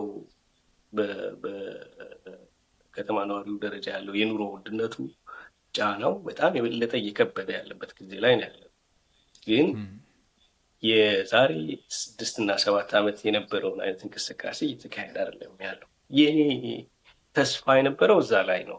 በተለይ የከተማው ህዝብ መነሳት አለበት፣ ጥያቄ ማንሳት አለበት፣ መደራጀት አለበት። ግዴታ መሳሪያ ይዘን መዋጋት የለብንም። ለውጥ ለማምጣት በተለያየ መንገድ ተጽዕኖ መፍጠር ይቻላል። ያለመኖሩ ችግር ያለ ይመስለኛል። ሌሎች ደግሞ በፊት የነበሩ የተወሰነ ማህበራዊ ተቋማት የኢትዮጵያን ተኮር የሆኑ ማህበራዊ ተቋማት ድርጅቶች መክሰማቸው ወይም ደግሞ አቅማቸው እየተዳከመ መሄዱም ራሱን የቻለ ተጽዕኖ ያለው ይመስለኛል። አሁንም ቢሆን ሙሉ ለሙሉ ጨለማ ነው ብሎ ማመን ይከብዳል። ሁሉም ሪስፖንሲቢሊቲ አለ። ዞሮ ዞሮ እንደ ቅድም እንዳልከው አንድ ሀገር ነው ያለን። ያንን ይዘን መቀጠል ኢንትረስቱ ካለን ወይም ደግሞ ያለን አማራጭ ያ ከሆነ ወደ መተማመኑ ወደ መነጋገሩ መምጣቱ ግዴታ መሆን አለበት። ካልሆነ ሰርክል ነው የሚሆነው። ዛሬ እየመራ ያለ አካል አለ፣ ነገ ደግሞ በመሳሪያም ሆነ በሌላ መንገድ እንደዚሁ ወደ ስልጣን የሚመጣ አካል ከአሁኑ የተለየ ላይሆን ይችላል፣ እየከፋ ሊሄድ ይችላል እና we don't know what's going to happen። ስለዚህ ሁላችንም ወደ ውስጣችን ማየት ያለብን ጊዜ ይመስለኛል። እንዲያው በቡድን ደረጃም ያለው በድርጅት ደረጃም ያለው በግለሰብም ደረጃ ያለው አካል ሁሉም ወደ ውስጡ ማየት ያለበት እና ምንድነው የምንፈልገው ሪል ለኢትዮጵያ ለህዝቡ የምንፈልገው ምንድነው፣ በየት መንገድ ነው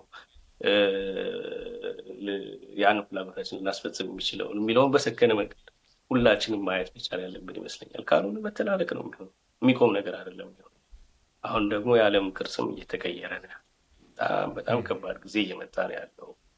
እዚሁ ቅርብ ጎረቤት ሀገር የመን እየሆነ ያለው ጦርነት ብታይ ትንሹ የዓለም ጦርነት ማለት ይቻላል። ህዝብ እያለቀ ያለው የተለያየ ፍላጎት ያለው ድርጅት በሀገር ላይ ካለ ያንን ፍላጎታቸውን ለማስከበር የተለያዩ ተቋማት የተለያዩ መንግስታት በተለያየ መንገድ ሊገቡ ይችላሉ እና ነገሩ እንዳይበርድ የማፋፋም ስራ ነው የሚሰራው የሚሆነው። በመሀል ግን ያው የሚያተርፉብህ እነሱ ናቸው፣ ወይም ከእድገትም ወደ አንድነት ከመምጣትም የሚገድቡ ይሆናል እና ያው ሀገር ከመበተኑ በፊት አትሊስት ሁላችንም የጋራ የሚያደርጉ ኢንትረስቶች ያሉ ይመስለኛል። እዛ ላይ ትኩረት አድርጎ ከልዩነታችን የበለጠ አንድ የሚያደርገን ነገር ብዙ ነው። በጣም ትኩረት ያደረግነው ልዩነት ላይ ስለሆነ ብቻ ነው እና ሁሉም እንዲያው ወደ ውስጡ ተመልክቶ የጋራ የሚያደርገን ነገር ላይ እየሰሩ ልዩነታችንን ለመፍታት ደግሞ መተማመኑ መነጋገሩም ቀስ እያለ የሚመጣ ይመስለኛል። ያ መቼ ይሆናል ብለህ ጠይቀኝ መልስ የለኝም። እንግዲህ ያ ይሆናል ብዬ ተስፋ አደርጋለሁ። እኔም እርግጥ መቼ እንደሚሆን ማናገር በጣም ከባድ ቢሆንም ምናልባትም ብቸኛው መውጫ መንገድም ሊሆን ይችላል ብዬ አስባለሁ። ኢትዮጵያውያን ቆም ብለን ባለንበት በአገር ቤትም በውጭም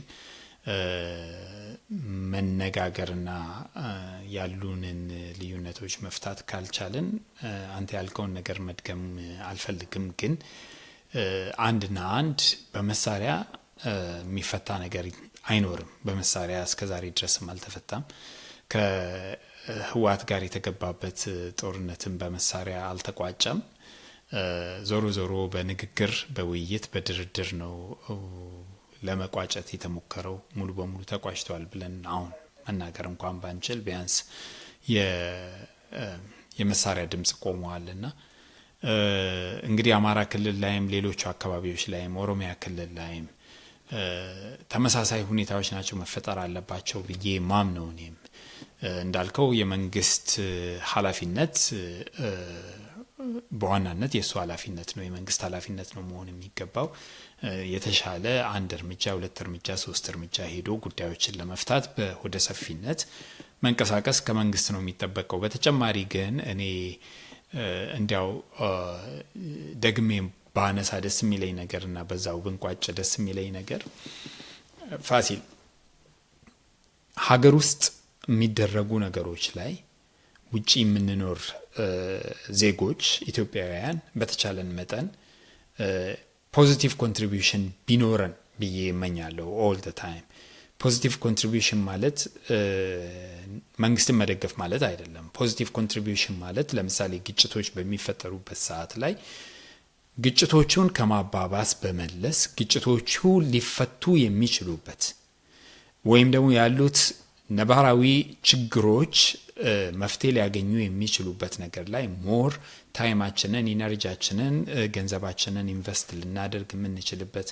ሁኔታ ቢፈጠር አንደኛ ለሀገራችን፣ ለህዝባችን፣ ለወገናችን የድርሻችንን አንድ የተሻለ ነገር ኮንትሪቢዩት እንዳደረግን ሊቆጠር ይችላል። ለምሳሌ አሁን እየተካሄዱ ባሉ ጦርነቶች ላይ ኢንስቴድ ኦፍ የግጭት ቮይስ ከመሆን መፍትሄዎችን በማመላከት አሁን እኔ እናንተ እያደረግን እንዳለው ማለት ነው እና መፍትሄዎቹን ለማመላከት እንዲሁም ደግሞ ማበረታታት ነገሮች በተሻለ ድርድር በውይይት ሊፈቱ በሚችሉበት ሁኔታ ላይ እሱ ላይ ቮይስ መሆን በተለይ ውጪ ከሚኖሩ ኢትዮጵያዊ ይጠበቃል ብዬ አምናለሁ። እኔ በመሰረታዊነት አንድ ማምነው ነገር ውጪ የሚኖረው ኢትዮጵያዊ አገር ውስጥ ለሚካሄዱ ነገሮች በየትኛውም አቅጣጫ ሊሆን ይችላል የደጋፊነት ሚና ነው መጫወት ያለበት ብዬ ነው ማምነው እንጂ እንደ ባለቤት ከውጪ ሆኖ ትግልም ቢሆን ትግል መምራት አለበት ብዬ አላምንም።